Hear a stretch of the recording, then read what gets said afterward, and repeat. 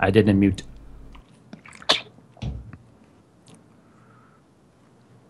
Was is happening here? I was like, I didn't touch anything.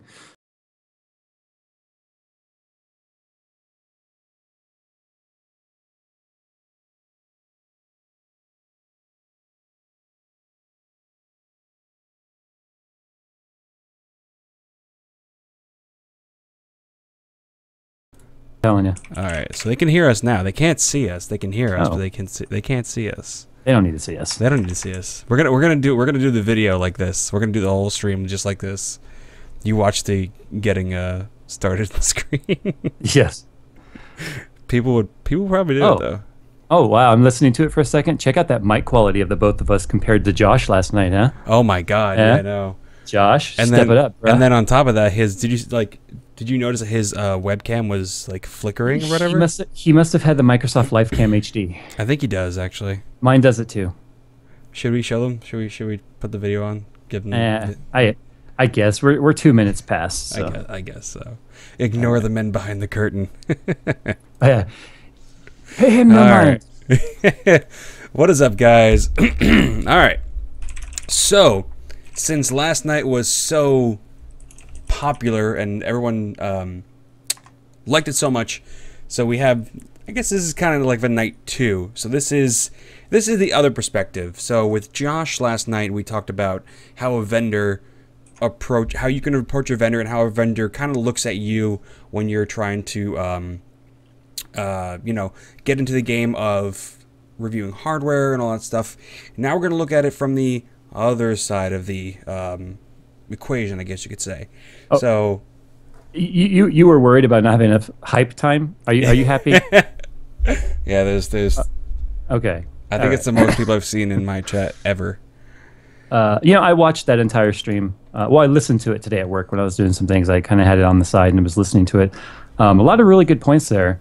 But I think also too, this was a good discussion to have tonight because there's a lot of people that's like, okay, well, how do you get to that next step? Yeah, it's still fresh in their minds. Right, right. So I'd kind of given you some ideas earlier of the types of questions that should be asked. Yep. With I'll say semi-successful. I think people would argue with that statement regarding my channel. I still consider it semi. I would consider you pretty successful. I would.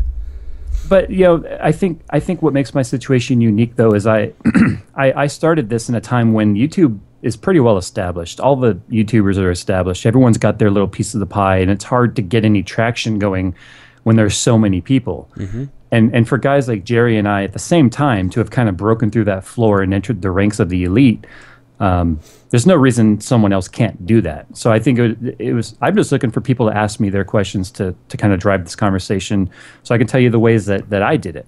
I could not right now just say XYZ. Here's how I did it, because it didn't happen like that. First of all, if you guys hear a loud noise, it is Southern California here, and my air conditioner just turned on. There you go. So before we get into the questions and answers, I mean, obviously everybody knows you. Everyone that's in the chat knows you. But do you want to give a little like a little quick like Cliff Notes versions of how you got to where you are today? Sure. So I'll do the best I can at Cliff Notes. Yeah, I'm a little long. Yeah, it's okay.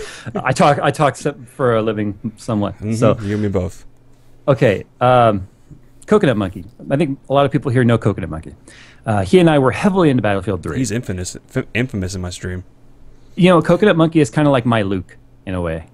Not on camera nearly as much, but he's sort of like my sidekick. So he and I were heavily into Battlefield 3. We were friends outside of YouTube. Obviously, YouTube didn't exist at this time for me. And he had to go on a family vacation, and Close Quarters had just launched for Battlefield Premium. And he was like, oh, man, I want to play Close Quarters so bad. So I was, okay, I'll figure out how to do a stream, and I'll stream it. And that's when I learned about XSplit and all of that. And I set up a stream, and he was watching it, from the hotel while I was playing early access. And a guy by the name of Holiday Doc, who was a pretty well-known MLG codcaster, he did live commentary of matches for MLG and traveled with the circuit. He's good. He had a COD challenge. I tried it. Yeah, no, bad. So anyway, he just came into my chat, sort of lurking, kind of like I do. I don't go into any of the big streamers. I don't enjoy the big streamers at all. And so he came into my chat just kind of looking around, and he liked what he saw, and he messaged me and said, "Hey man, I think you got some real talent there." And I'm like, talent? What are you talking about, talent? He's like, no, this online streaming thing. I didn't even know it was a thing. I'll be honest with you. I didn't know people did this for a living. I didn't know people made a living off of YouTube. I was completely ignorant to the whole thing. I wasn't even subscribed to a single YouTube channel. I didn't know a subscription even existed. That's how ignorant I was to all of this 2.5 years ago. Wow. So he said, no, you need to do it. He's like, he says, I got a channel. It's got like 30,000 subs, and it's a lot of fun. I said, who the hell would want to watch a guy like me talk about computers? I said, that sounds like a pretty boring gig if you ask me. So he kind of kept harping on it for a couple of months, and I finally said, fine. If I give it a shot, if I start a channel and nobody watches after a month, will you leave me alone? And he was like, yeah, I guarantee you won't. He says, I guarantee you'll be successful. Just do it. So I did it to prove to him that nobody would watch a fat YouTube tech geek like me. Well, 2.5 years later, here we just crossed 250,000. That's impressive. So, it's like a rags to riches story in terms of I didn't even know you could subscribe to a channel on YouTube, and now here I am about to break into the top 1%. That's I bet you should message him, be like, well, I guess you were right. Oh, I've already had those messages with him plenty of times. He's also hit me up for plenty of hardware too. Don't worry. Oh, nice. I want to show something real quick. Go for it. And then then you can establish the rules of this. All right. Now I know a lot of the people in this chat, especially if they're friends of yours, or I am apropos, or like the AMD Red Team Plus. Everyone says I don't do enough AMD reviews, right? Yeah, I heard so that. I've already showed you guys the graphics cards. Well, look at what we just got in the mail today. Ow! I just dropped it. If he doesn't break it. Well, oh, nice. We're gonna be doing an AMD build, and that's what's going to be powering my sim rig. Was that an 8350 or? It's an 8350 and a Fatality 970. Nice, very nice. 970 motherboard. So I know a lot of people definitely like that. This is also the rig I'm going to build. That's that Intel versus AMD. Do you really need Intel for gaming video? Oh, I remember that video. I remember you talking about that. Yep, this is what's going to be powering that. It just came in today. So. Paul's funny in chat. Oh, is he shaking pom poms? He's like, squee, he said my name. I love Paul. All right, so just for the chat, real quick, if you guys want to ask Jay a question, you can ask him. Make sure it's somewhat relevant to what we're talking about right now. Don't ask him about what kind of graphics card or CPU you should put in your build, or what kind of motherboard, all that stuff. Like, this is not what it's about. If you have legitimate questions, ask them. Make sure you tag both me and Jay. So I'm letting you go. I'm letting you go through the questions. By the way, I don't have Twitter up. Oh no, it's okay. They can do it in chat or whatever. Okay. Yeah, make sure you tag both me and Jay in the chat so we can see it. So that way, if I'm talking, he can catch one, or if he's talking, I can catch one. Just redundancy. That's fine. So if you guys have questions, feel free to ask. I have a couple questions over here that we're going to start off with, and so. Okay, we'll go from last night to right now. Yeah. Who was your? Well, this wasn't on the list, but who was your first company that sent you something to review, and how did you go about that process? It's kind of a funny story. I was technically not sent the product. I was handed the product because I was at the event with this company. So if you guys remember, it was November of 2012, and Black Ops 2 just launched. And at the time, I was partnered with a company called Yaush, which was a sub network of Fullscreen. And because I was connected, with Holiday Doc, he was able to get me partnered very, very early on. I think I had 35 subs when I got partnered with Yaush. And I also got invited to the 24-hour live event, where I was kind of doing some of the editing behind the scenes and some of the bumper stuff for the live stream. And I only had 500 subscribers there, or at the time. I say only, but considering in a couple of months I'd already gained 500, we were gaining some traction. But I was in a room with like Minnesota Burns and Mr. Technical Difficult, guys who had hundreds of thousands. So I was also there with Chaos X Silencer. He only had 50K at the time. He took off after that. But so I was in a room with like these big YouTubers. I'm a nobody, I really was. And there was a gentleman doing some work on a laptop away from kind of where the gaming was set up for the live stream, and I went out there to do some editing, and we just got to chatting, and it turns out he was the marketing manager for Munitio, And if you guys are familiar with my channel, actually on the other side of my mic boom here, I actually have a Munitio sticker. The infamous mic boom that you hate. Well, it's so overpriced. So I had no headphones with me because I didn't know I was going to be doing editing. It was kind of like sprung on me last minute. They're like, "Oh, you're an editor? You have a laptop? Cool. Can you do this, this?" And I'm like, "I don't even have any headphones." So this gentleman with Munitio, his name is Fausto. He was like, "Hey, you can borrow these if you want." And he handed me a set of the nines, which were their like gold, silver, and black, high-end earbuds for like $150 or something like that. So he let me borrow those, and I liked them so much. He handed me a set of their billets, which were like, they're like $80 earbuds. And he's like, "Yeah, go ahead and do a review." I said, "I don't know how many views it'll get." He's like, "I don't care. You seem like a nice guy." So he was the first guy to give me a product to do a review on. You guys can actually find that video on my channel still. He didn't expect anything in return, but I think it's a little different though, because I didn't cold contact him like what you guys were discussing last night about introductory emails and things like that. But he had an opportunity to get to know me prior to knowing anything about my channel. So the first company that really sent me anything in terms of like, I've never met them, they never met me, was actually Cooler Master. Oh. Yeah, and I was actually at the movies watching, what was that movie, Captain something or another, about the hijacked tanker or the cargo ship? Oh, Captain Phillips. Yes. That was a great movie. I was actually in the theater when I got a tweet from him from the Cooler Master account saying, "Hey, Jay, we like your channel. You want to do some product reviews?" And I replied back like, "Is this a troll?" because I had never been contacted by a company, so it was very foreign. So I think it's weird that my perspective is a little different than the scenario that was painted last night, where a lot of people were asking the questions of how do you approach companies, where I had never even really. I sent off a couple of emails. I think I'd hit up SteelSeries. I think I sent an email once to Case Labs, and I think I had about 10,000 at those times, which still to me was like a lot of subs. But yeah, I think in the grand scheme, 10,000 still really wasn't a lot. No replies, no rejections, just no replies, which in itself is a rejection. So I just kind of stopped. I just kept doing my thing. I kept reviewing things I was buying, reviewing things I already had. I was still building computers for friends, and so I was reviewing those parts as I got them. So I had kind of started to establish myself as a reviewer, but 100% independent, which I think is a good thing, though. Yeah, definitely. So along with the not getting responses, what would you do when you got rejected from either companies or from companies?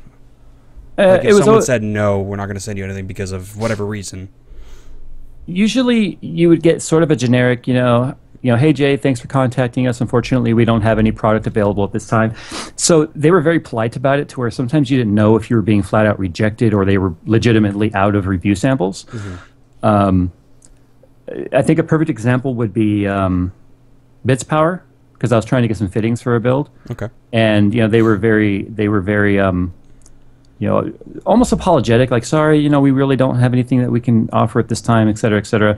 And I had tried maybe a half a dozen times with them because, as you know, I was establishing myself as a water cooler. And, I finally just stopped. And what's kind of ironic now is it's like they're throwing stuff at me. But the thing was, I never got discouraged by it. If they didn't give me a reason, or if it was just something like, hey, sorry, we're not interested at this time, I would politely ask, could you give me some feedback on things that would make you interested? Yeah. And then I would take that, and I wouldn't take it to heart, because sometimes a company and a reviewer just don't get along, or it's they don't. Just business.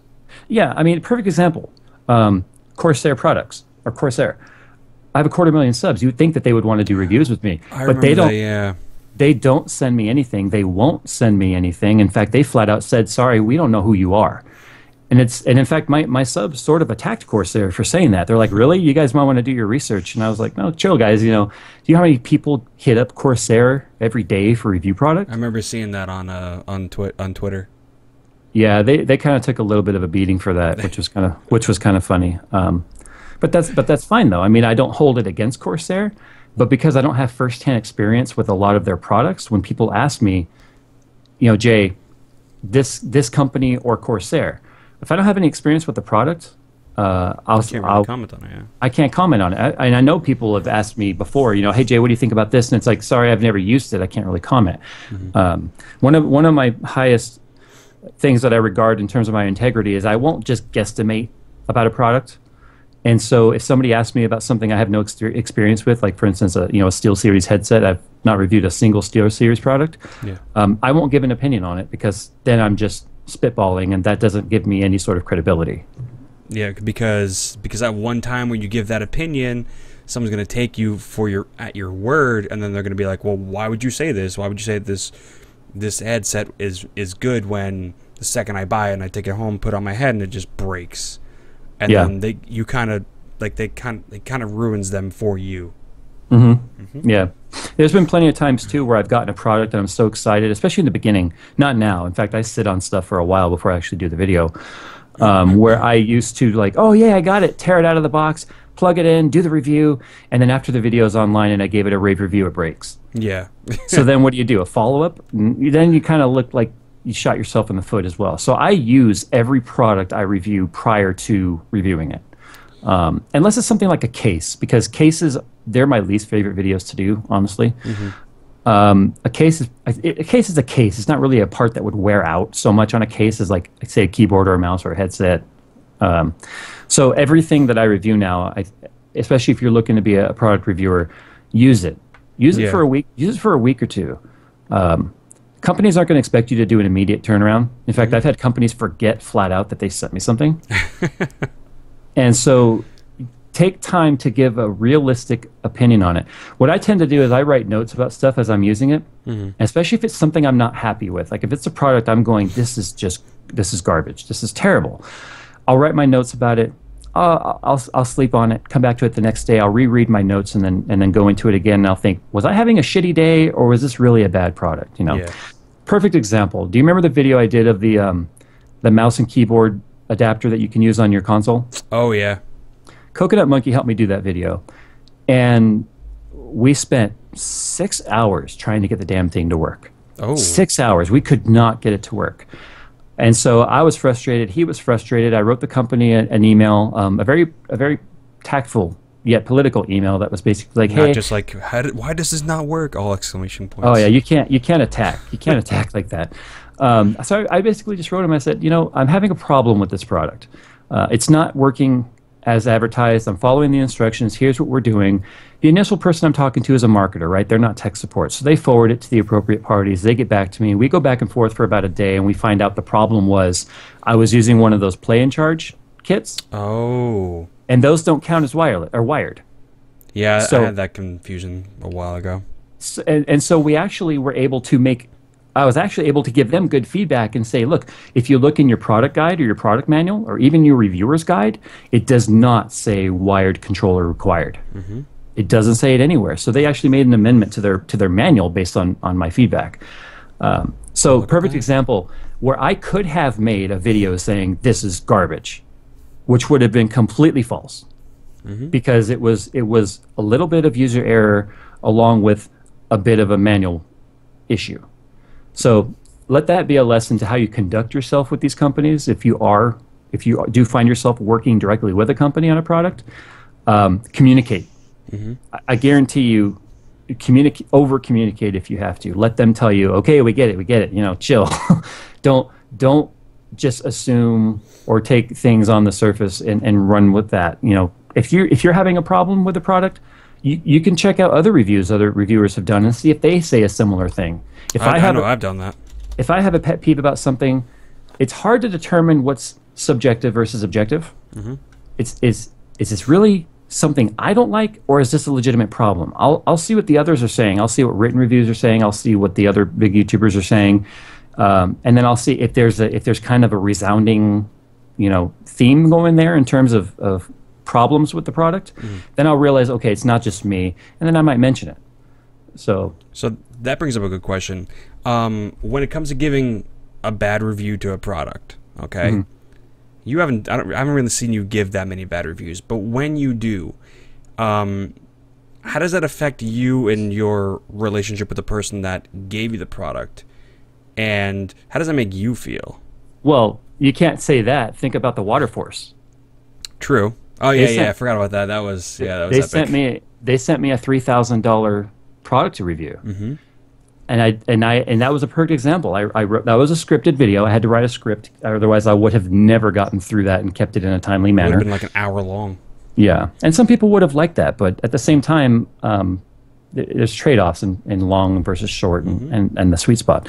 So I scripted it.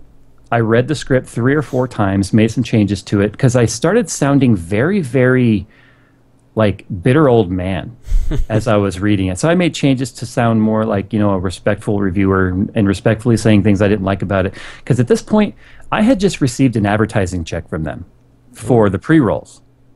So I'm like, oh God, how do I navigate this one now? They just invested in my business in order to do advertisements with me. They sent me a product. I was the only one in the United States sent this product. The only reason Newegg had a video of it is because they took it off their shelf to do the product review. Oh, wow.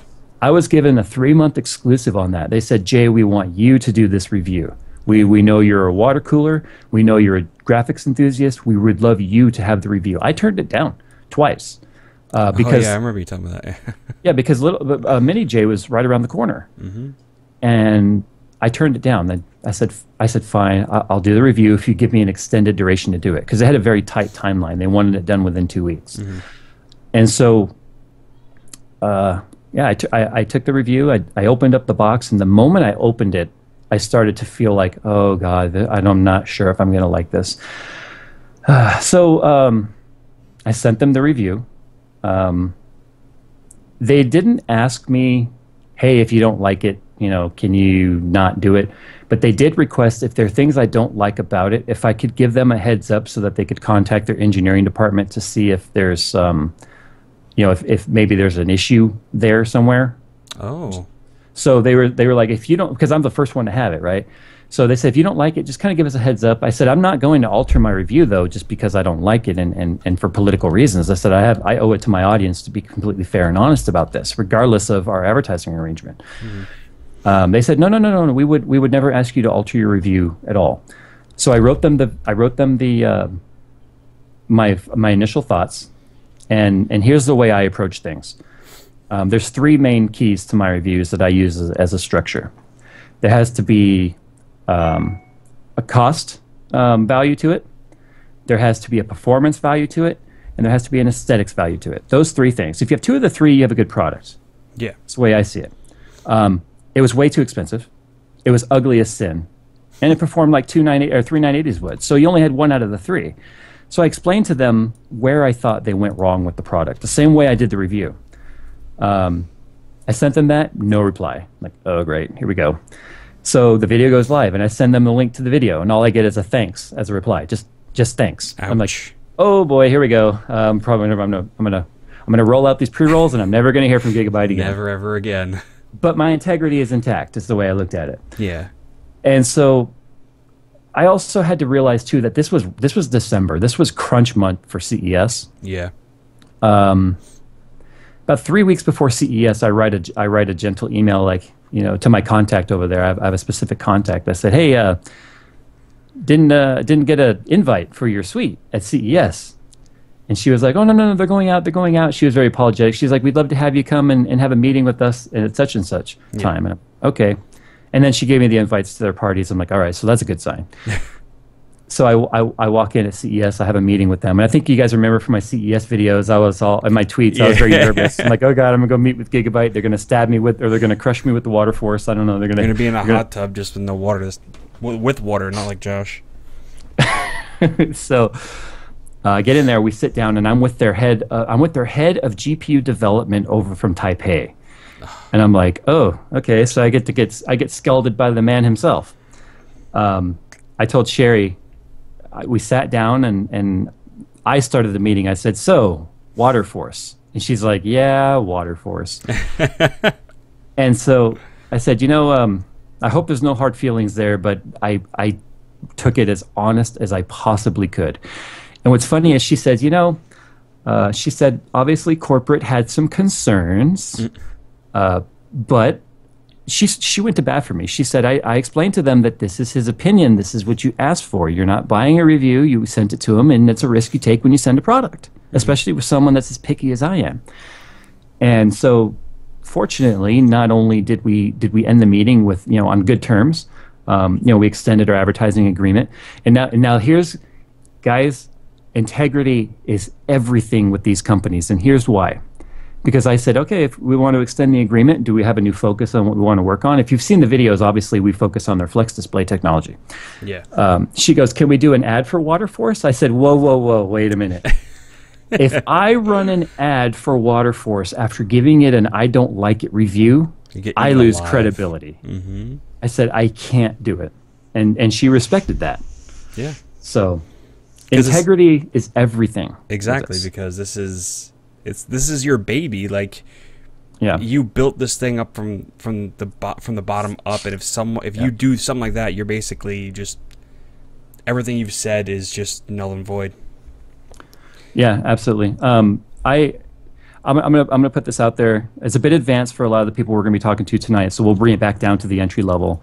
For every ad I run in terms of pre-roll or integrations or whatever they may be, I've probably turned down 5 or 6 others because I'm getting hit up by all of those. I'm not going to mention any names, but I get hit up by all the Dollar Shave Club, all the Lynda.com, all the Audible, all of there's so many of them. There's a ton, honestly. Zeus, I turned down every single one of those. What is that 5-4 club? Oh, 5-4, yeah. I've been hit up by all of those, and I've turned down every single one of them. And I tell them all the very same reason. I said, my audience deserves not to be bombarded with ads, only ads that are relevant to my subject matter, which is PC stuff. Yeah. So that's why you guys will never see a Netflix code or any of that stuff. That's reasonable. And I take a pay hit because of that. And that's perfectly okay, because I think part of my growth and the viral growth that we're experiencing is because I kind of feel like Robin Hood for the viewer in a way, because there are so many channels out there that will just take any ad regardless of relevance for the sake of revenue. And I'm personally not like that. I'm okay with not having as much money as possible because I would not have fun if every video I did I owed somebody something. And that's why people love you.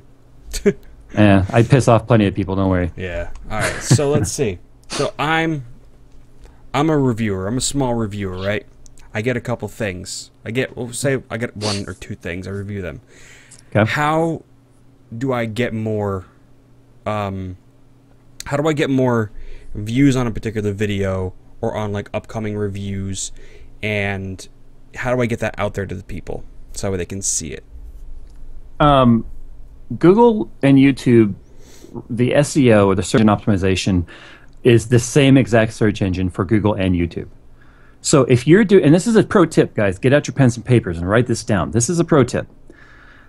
And I actually learned this through a very large and angry Francis gentleman that we all know. Boogie2988, personal friend, over 2 million subs. He used to do Google search optimization for work. That's what he used to do. He taught me this. So listen up. If you want to know what people are searching for to find a particular product, go into Google and find what has the biggest hits on there and use those keywords. Use those keywords in your titles and your tags, because they're the exact same search engine. So have you noticed when you put in a Google search, you get YouTube videos that come up towards the top? Yeah, because they're exactly the same SEO. So keep the SEO and the words that you use in your tags relevant. In the beginning, I used to think that another quick story here, by the way. Sorry, guys. Go for it. I used to think that putting in all of the popular tags would get my video seen. I even used to put the word PewDiePie in my tags. Oh, God. Now, that was also risky because it wasn't relevant to the video, and you can get flagged for that. But if I did a computer radiator review, I would put radiator, computer, gaming, PC, overclocking, graphics card, NVIDIA, AMD, Intel, iPhone. I would start putting all that stuff in there. And here's the thing. You spread your search engine out so thin, you're no longer being brought up in the recommended videos bar on the side based on relevance. You're just kind of shotgunning it out there, and it's ending up everywhere where people would never watch it, because who's going to watch a video about water cooling a PC if they're watching an iPhone review? True story. Right? They don't care. They're like, I don't know, that's how'd that end up there. Have you ever seen a video in the sidebar and you're like, that has nothing to do with what I'm watching, and it says it's recommended? All the time. Okay, it's because of that.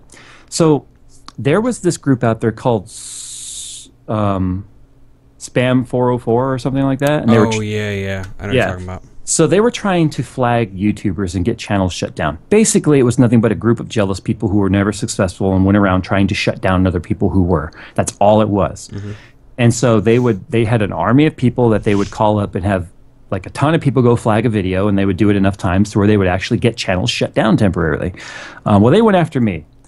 Fortunately, because I'm with full screen, I have a bit of an umbrella there, so I don't get immediately taken down. I have a safeguard in there. But it freaked me out a little bit. I was like, well, there's a lot of stuff in here that's not really relevant. Like iPhone doesn't have anything to do with a radiator. So I went in and I blanket removed every tag on all 400 videos. Oh. So I had 400 videos there with no tags on them. So I spent 2.5 days straight, all day, retagging every single video I have. Dear God. To make them relevant.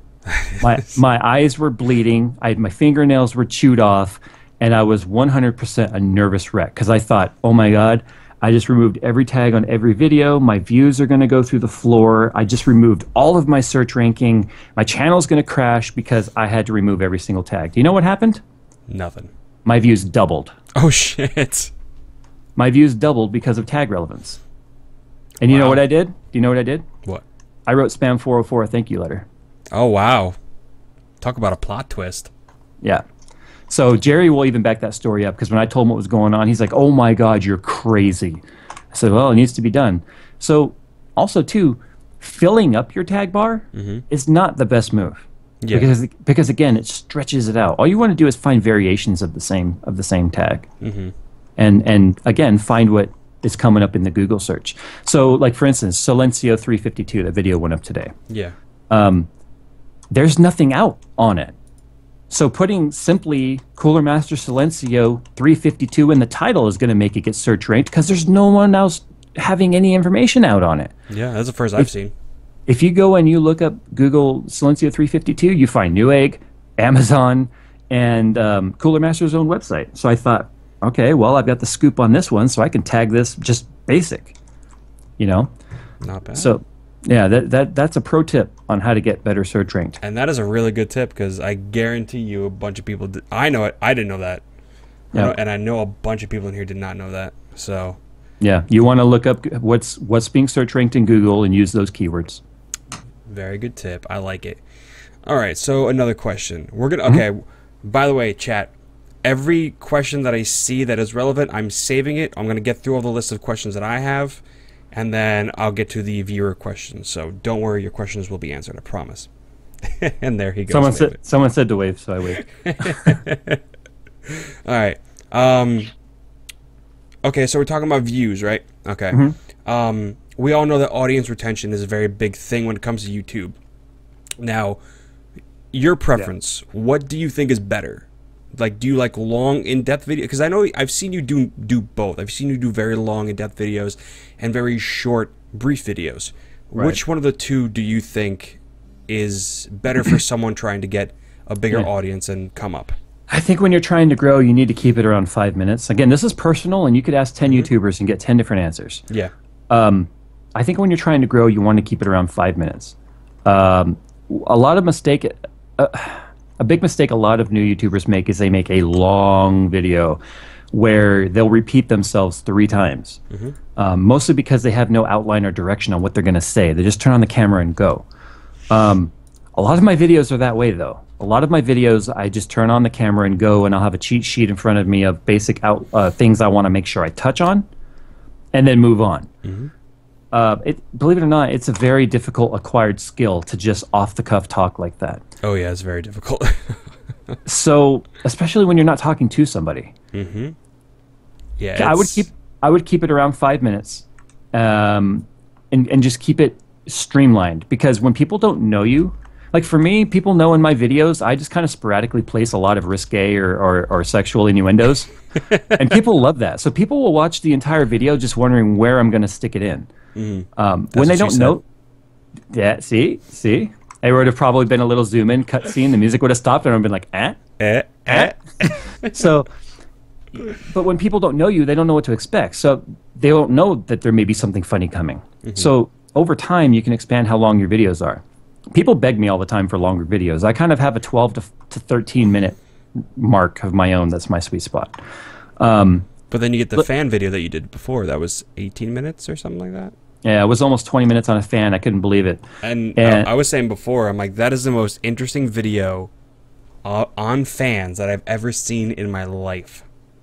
Yeah, you know, like I said, I have a digital fan meter. I could have given you guys the exact number of air that's coming out of that fan, but that number doesn't mean anything to you guys unless you understand airflow. And most people don't understand airflow. They put their hand over it and they're like, hey, I feel air moving. You know, that's about all that they do.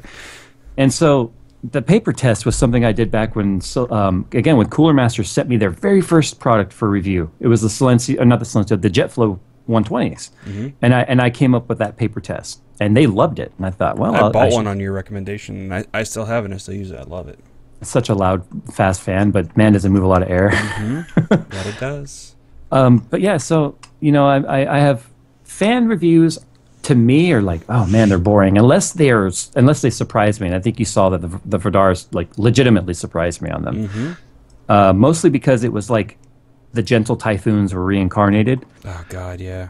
So a little bit of information there. They are actually made from these same components as Gentle Typhoon, because Gentle Typhoon went out of business. Yes. And EK bought it.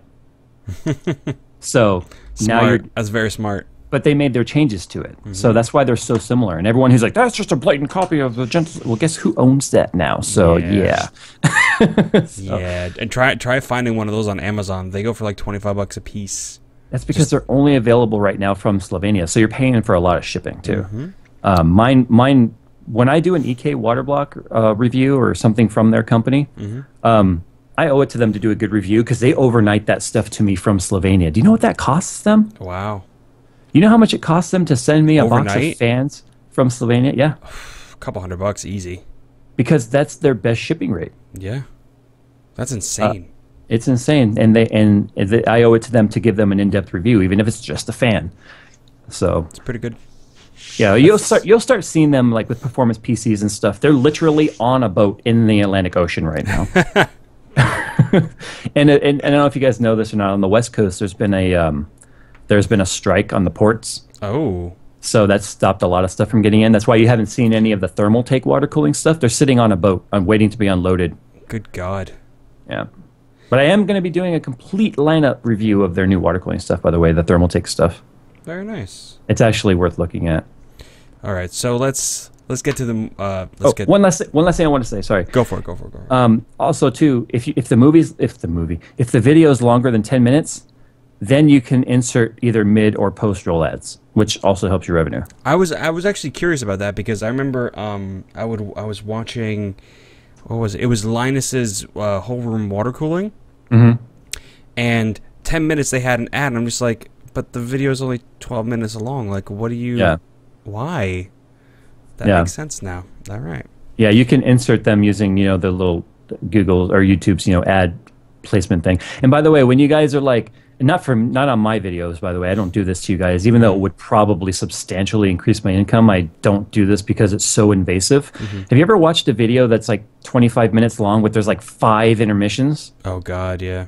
The YouTuber inserts those themselves. It's not served up by YouTube. The creator physically says where to enter them. Yeah, that I knew. So that's just plain greed at that point. Yeah. All right. So you're a new YouTuber, okay? And you just start up your... Yes, I am. What kind of here's a really easy question. What kind of equipment do you need to make decent quality videos? Because we all know that if you grab your cell phone and you try and record something, there's a very good chance that it's not going to come out that well. So for you, what is the bare minimum that you would recommend someone have to start up a good YouTube channel?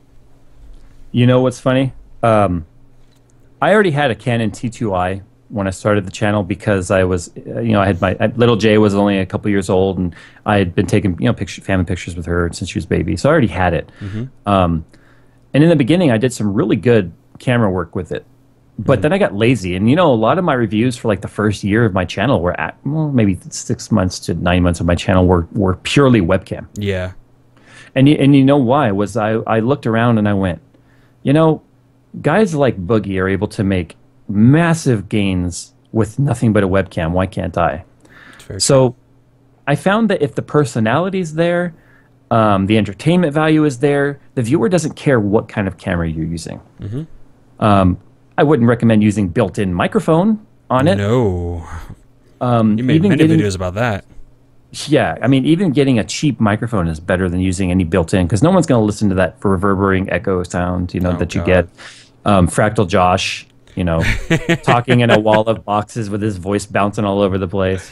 The funny thing though, he wasn't using a webcam mic. He had his snowball on his Yeti on the desk. But the mic, if it's not right in front of you as a condenser mic, is going to sound like reverb. Yep.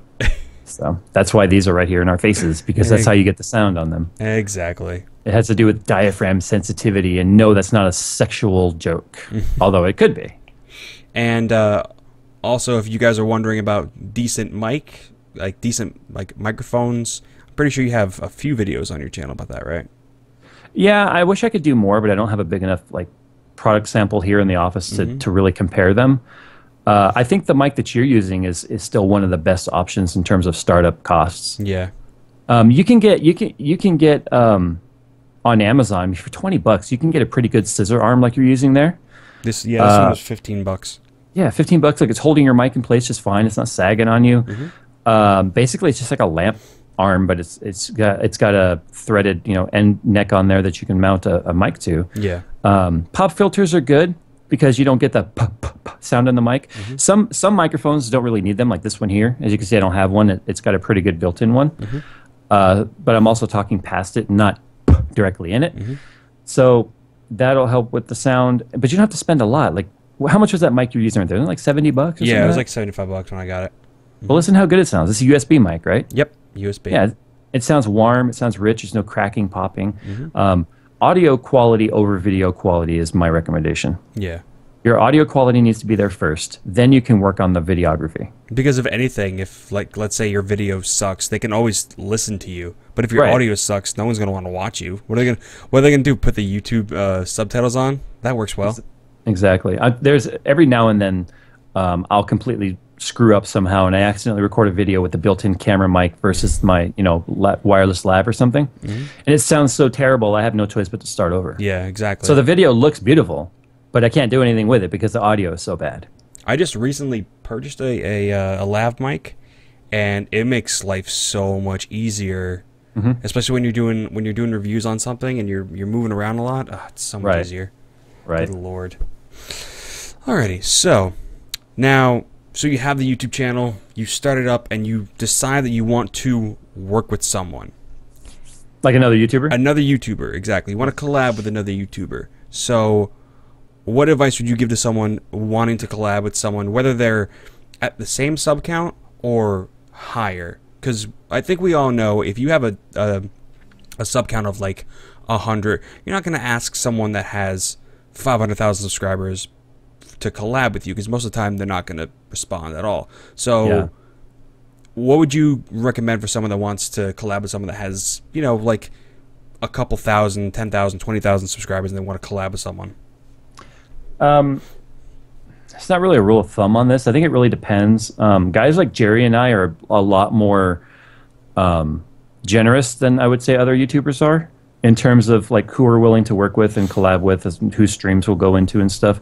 There's a lot of people out there that will be like, oh, you don't have at least XYZ, it's not worth my time. But to be fair, there's a certain degree of that has to take place as well. To grow, yeah. See, there has to be some return on it. I mean, it sounds terrible to say, but there has to be benefit to both parties involved. Obviously, the smaller YouTuber is going to get the most out of it. But the large YouTuber still wants to get something for their time, even if it's just like barely measurable. Yeah. Because it's about growth of the community and growing both audiences as a cross promote, and that's what you want. That's why you do it.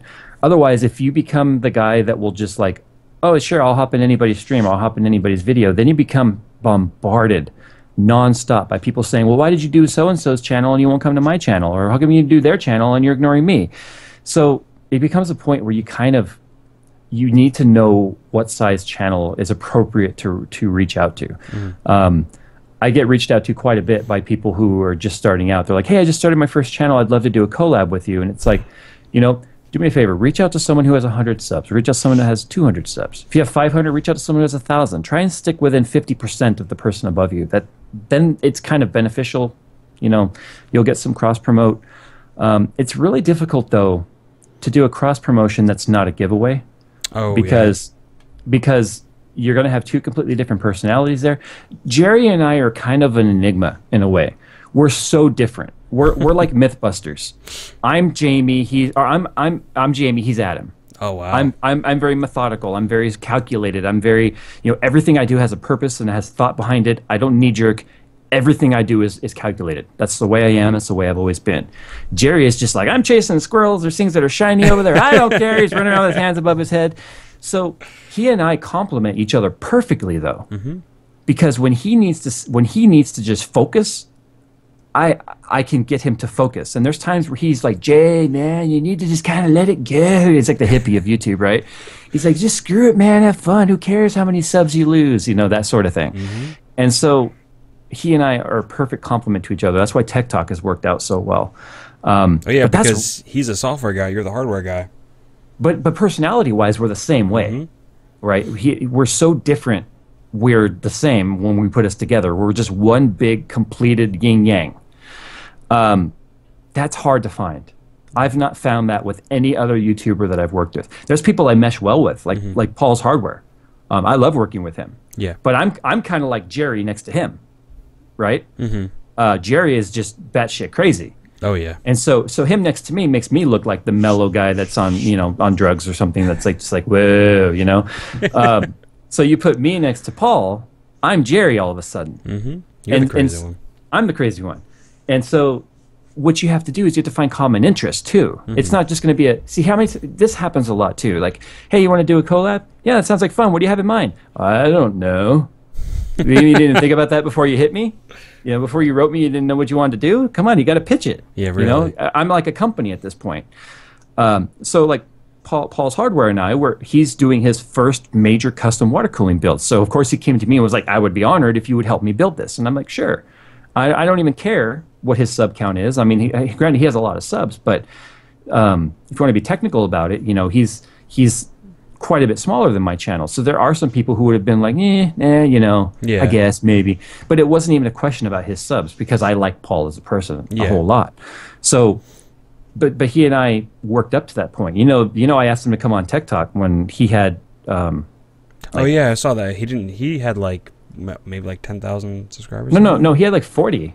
Oh, and 40? I think I was around 7 or 8, and I hit him up, and I didn't get a response. He later claimed, he was like, oh, I didn't get it. I'm like, sure. You looked at my tables have turned. You looked at my sub count and was like, nah. I give him a hard time. So I had Forever Kyle on. And then, of course, Kyle was like, hey, man, you should come on Jay's stream. And he was like, oh, well, that'd be cool. So it's funny sometimes. The same thing happens with companies, too. You'll hit up a company, and then they're like, nope, no product at this time. And then later in the future, they're like, hey, we'd love it if you'd look at our product. And you're like, wait a minute. You totally turned me down, bruh. Yeah. You're like, I have the email. but you don't want to be stupid and shoot yourself in the foot either and be like, hey, I hit you guys up and you didn't respond to me. Because obviously things have changed if they're talking to you. Naturally. Even if Corsair wrote me an email tomorrow and said, we'd love for you to review our 600T or whatever it is, I'd be like, sure, send it over. Yep. I'm not going to be like, I've been trying to get at you guys for 2 years. Yeah. So, because it's business, regardless of the fact, it's business. Collabs are the same way. Reach out to people who are within 50% of you. Because someday someone's going to reach out to you when you're bigger than them, and you're going to want to also return that favor by paying it forward and helping out the little guy. Yeah. If you only want to collab with people who are bigger than you, then you're a stepping stone and a moocher. Nobody wants that. Very true. It's very true. And I'm pretty sure everyone can think of a YouTuber that has done that. Yeah. If you've ever made a decision to collab with someone based on their sub count, don't do it at all. Because then you're doing it for the wrong reason entirely. Yeah, because let's say you do and you find out you hate the person, nah. Yeah. Like you would never work with someone that you don't like. And then when I was first starting out, I collabed with some people that turned out to be fairly toxic. Oh. And there's also there's another thing that happens with this, and if you're collab with people in the small range, let's say you're at 1,000 subs or 500 subs or whatever, and you're kind of hanging out with the other kids in the 500 or 1,000 sub range, and suddenly you start to get viral growth. Two things are going to happen: they're going to be super excited for you, or they're going to start to hate you. Oh yeah. Because there's a certain level of jealousy that goes along with that too. Like, oh, all of a sudden Jay's too good to talk to us anymore, and that's not the case, but they'll perceive it that way. And so I always make it a point to get to know the person and work with the person, and just ignore the number. Yeah, I agree, because a number is just a number, but if you have actual chemistry on camera with someone, people can tell. And if you're actually enjoying what you're doing, it's a lot easier for someone to watch than, you know, for you trying to force your way through it. So I definitely agree with that. It has to be fun. Exactly. There's no way I could have kept up with this for 2.5 years, every single day of my life, on top of everything else I already have on my plate, if it wasn't fun. Exactly, because what's the point of doing something if it's not fun? Like, right? Because if you think about it, like, you make videos, right, about stuff people send you, right? You get paid for it, and well, let's clarify. The money comes from the ads, not from the companies. Exactly. Money comes from the ads. Never take money for a review, or you are a sellout. There's no other way to put it. Your integrity is entirely questionable at that point. Very true. And like, if you're not having fun with that and you're not enjoying it, then there's something wrong. It's a rush. It really is. I mean, you go from being a consumer, a guy who saves up his money and could never afford top tier stuff. I'm speaking for myself here, by the way. Yeah. I could never afford top tier stuff. You know, I was in debt up to my eyeballs, and so I always dreamed about what it would be like to have a custom computer like on overclock.net and stuff. To having people send me those parts, it's a bit of a rush. It really is. So yeah, I mean, who wouldn't enjoy that? But you really have to work your way up to that point. Seriously. You've got to enjoy it for the sake of doing it. I mean, people who send me emails and say, hey, I just started a channel, how do I get people to send me stuff? It's like, I don't even respond to that, I'm going to be honest, because there's no response I could say that wouldn't come off as almost discouraging. Because I'm going to tell them, bro, you're in it for the wrong reasons entirely. Yeah, exactly. And then their response, some of them I have responded to politely and said, you know what, the product reviews are not going to come. You just have to fund this yourself. And then it's always, well, how did you do it? You know, I worked my ass off, got up to 30,000 subs before people were willing to send me anything. And even then it was freaking fan. Or battery packs. Oh, the battery packs will come from Amazon all day long. But hello, friend of YouTube. We hope you enjoy today. Those are the way the emails are. I forgot who said it. I don't know if it was you or if it was someone else, but they're talking about, like, when you review, you always have the battery stage that you have to go through. Was that you that said it? I don't remember the point. I don't remember this conversation. I think it could have been during a tech talk or something like that, but like, it was either you or someone else. I think Jerry mentioned it. Like, you have to go through the battery phase. Yeah, you have to go through the battery pack phase where all you're reviewing is battery packs. And I remember. And if you get a battery pack, you review the hell out of that. Battery pack. you make that video 10 minutes long. Not even that. You find some interesting way to review it, because that's what's going to give you your in with other companies to say, hey, you know, here's an example of a review I'm capable of. So you want to take it serious. It may just be a $20 battery, but you know what? It's $20 you didn't have to spend, and it's content. Exactly. That $20 battery pack could get you 100 subscribers. You don't know. You never know. So, you never know what videos are going to take off either. The ones that have gone viral for me are ones I never thought would. Like why is my Gigabyte 960 G1 gaming video have 138,000 subs and the other ones only have 60? Oh, that's a good question. So there's no, as a stats guy, I just have to ignore it sometimes, because it makes me crazy to try and figure this stuff out. There's no method to that madness. That is very true. It's a very complex calculation. I'm just getting a question that I liked. Okay, so let's see what else. So what did I just ask you? Okay, what equipment, collaboration? Okay, Here's a really simple one that I thought of before. How do you handle all the hate and criticism that you get? And what advice would you give to someone that, just started and they get, a bunch of trolls in their video? This is a funny question for me because, as you know, I engage them. And everyone tells me that's not healthy, but, I deal with it by engaging them personally. What I find kind of ironic is when someone will be like, hey, Jay, you're way fatter than I thought you were. And I would come back like, well, hey, you're a much bigger dick than I thought you were. And then someone will be like, Jay, that's uncalled for. It's like, well, look at what he said. It's like a 5-year-old. Like, he started it. He started it, yeah. But at the same time, too, it's almost like shaming the shamer, if you will. I'm okay with that. There's people who think that's wrong. I lose subscribers for it every day. That's part of the way I deal with it. It's been a lot easier to deal with the haters, though, now that I have an outlet like the cycling. But here's the thing. Anyone who says it doesn't bother them is a flat-out liar, because it bothers you to some degree, even a little bit. If you closed that comment or went on to the next thing and you thought about that comment again later at any point, it got to you. Yeah. And we're human. It's going to get to us because you look at it from the perspective of, and you know what bothers me more than the people who are like, "Ha, you're a faggot." People say that stuff all over YouTube, right? Yeah. You're gay, or you're fat, or you're stupid, or loser. That stuff doesn't bother me, honestly. It's like, wow, this dude's having a bad day. What bothers me is the people who are like, well, Jay, this review was terrible, and here's why. And they'll go into like picking apart the product. Tell me my review was terrible. And it's like, you know what? Let's look at it this way. Everything you just listed was entirely subjective as to why you don't like it. Therefore, you just did your own review and a comment, which is fine. You're attacking me for the fact that I did a review of a product you don't like. You're being entirely ungrateful over the fact that I spent 6-7 hours away from my family to do this review. And you're going to tell me that you don't like it or you're unsubbing simply because there's this one thing you didn't like. Those are the things that bother me. I don't expect people to be grateful, because that then makes me entitled to their gratefulness, which is not what I'm saying at all.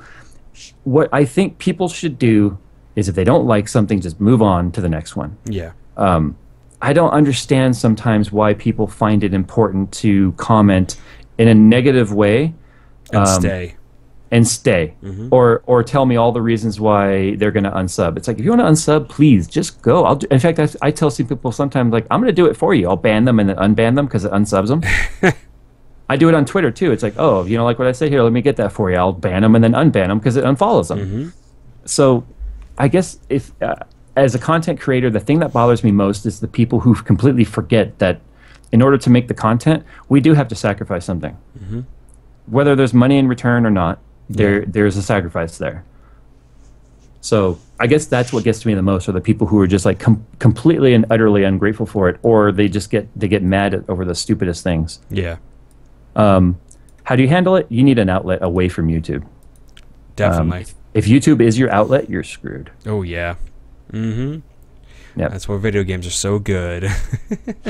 I forgot what it's like to game. Oh, God, you poor man. All right.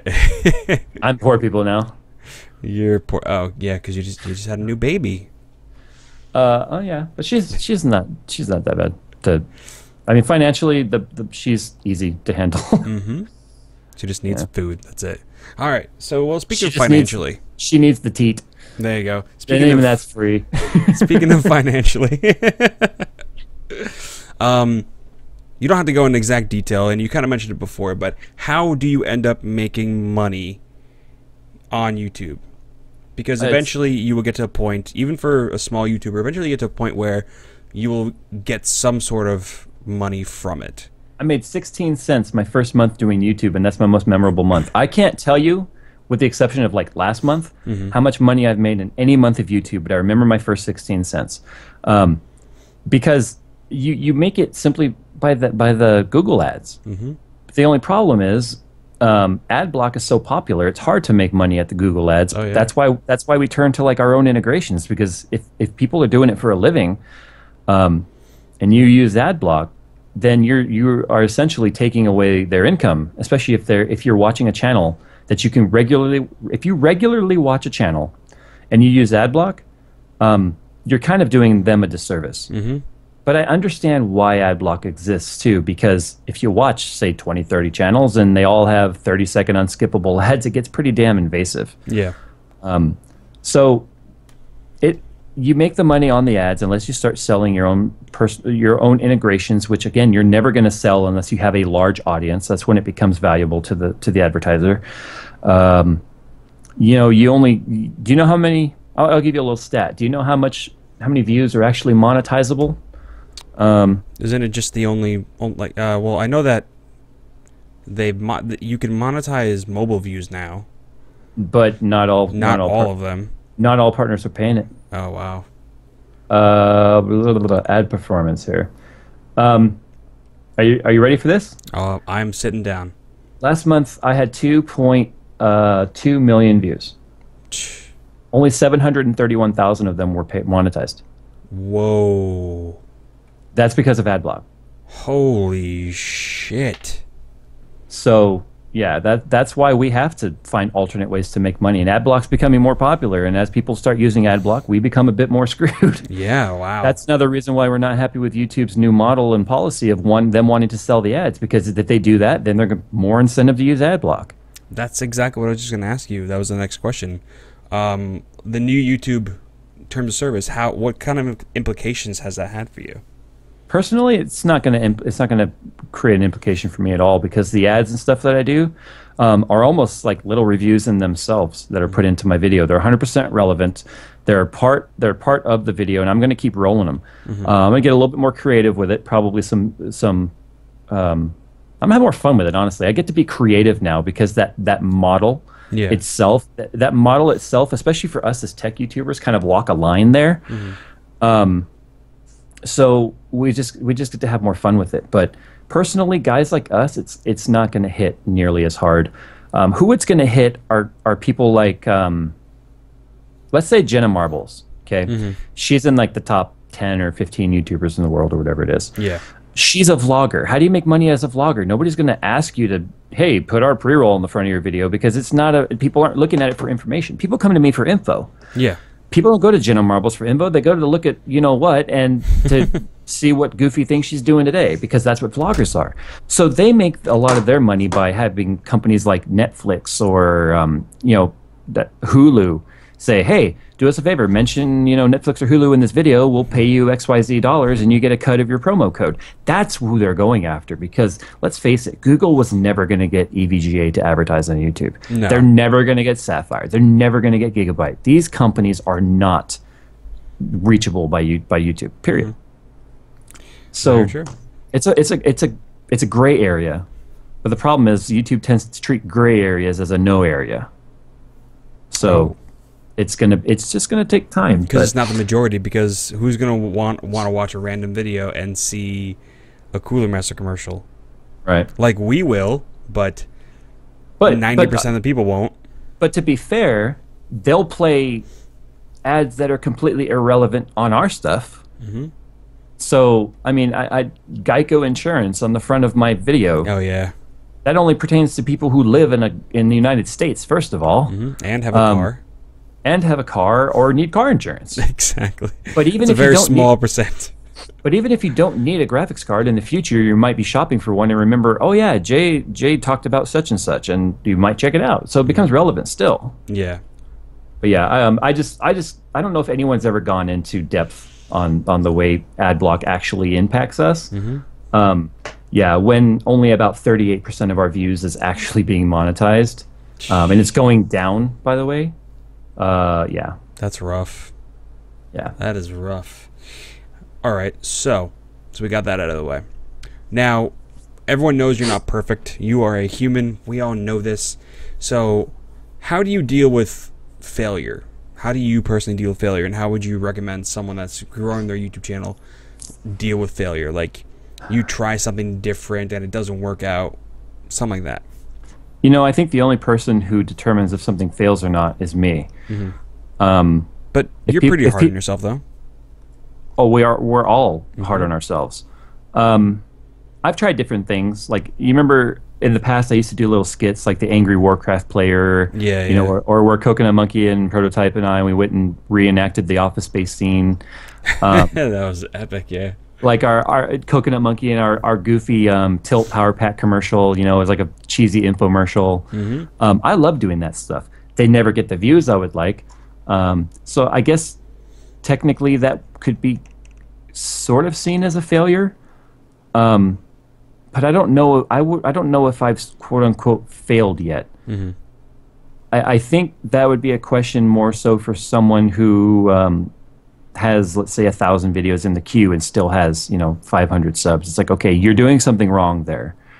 My suggestion to people who are failing is to continue to just adapt and evolve. That's how you continue to grow on YouTube. Yeah. Obviously, if you take a sampling of my videos over the 2.5 years and you put them all side by side, you're going to see a huge evolution change there. If you keep doing it the exact same way every time and you don't have those small evolutionary steps, then you're never gonna grow, because YouTube, the dynamic of YouTube, the viewers of YouTube is constantly changing. So I can't even give good advice on how to evolve and adapt like that, because I think that's just natural for people who are able to do it, and I can't even explain it. Makes sense. I get it. Yeah.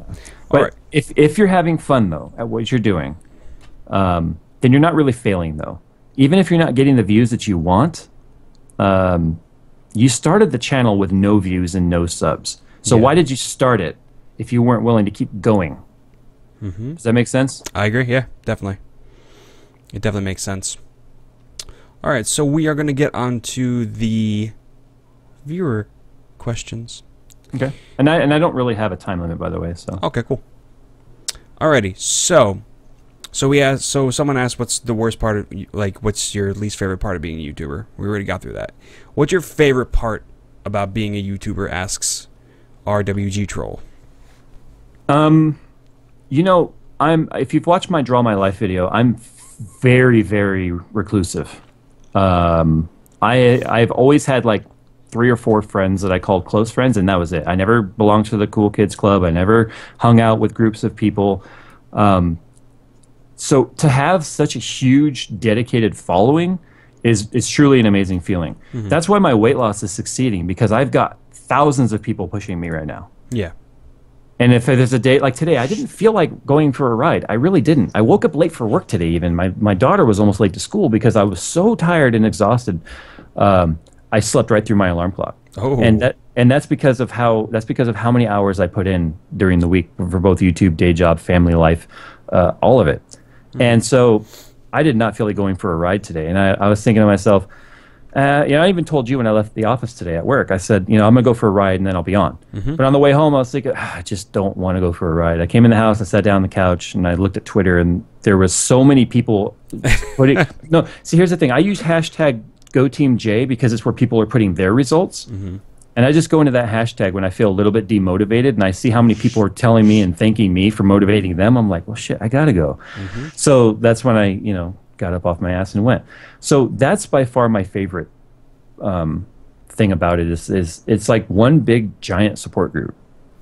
Nice. It really is. No, yeah, it really is, especially when you have people that put so much of what's the word I want to use?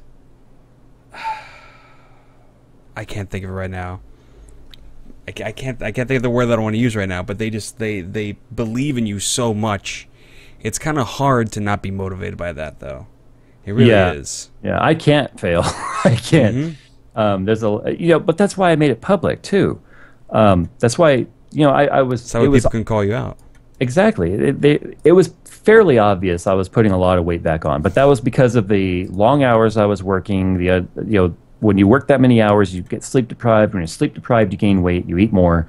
I was eating all the wrong foods, and I was getting called out every single day in every single video. Some people take it as an opportunity too. They're like, "Oh yeah, this is a target." The trolls look at it like, "Okay, I got something I can attack here. He's getting fat. Let's push on that." And then people will attack people I care about at the same sentence, like, "Hey Jay, it looks like you're catching up to that fat ass Jerry," and it's like, "Whoa," So people will like do a double tap right in the same sentence, and I was getting a little bit sick of that. And I thought, the best way to defeat those people is to just flip shit around and use their hate as my drive. Exactly. And I think people can see, obviously, there's physical changes happening now. In every video now, people are commenting on it on the opposite. Wow, Jay, you're losing so much weight. Wow, Jay, you look so much more healthy. So at that point, I've already beat those guys. But now I have to keep going and succeeding because I want everyone behind me to succeed. So if I keep moving forward with my weight loss, people are following me, and that's now my drive.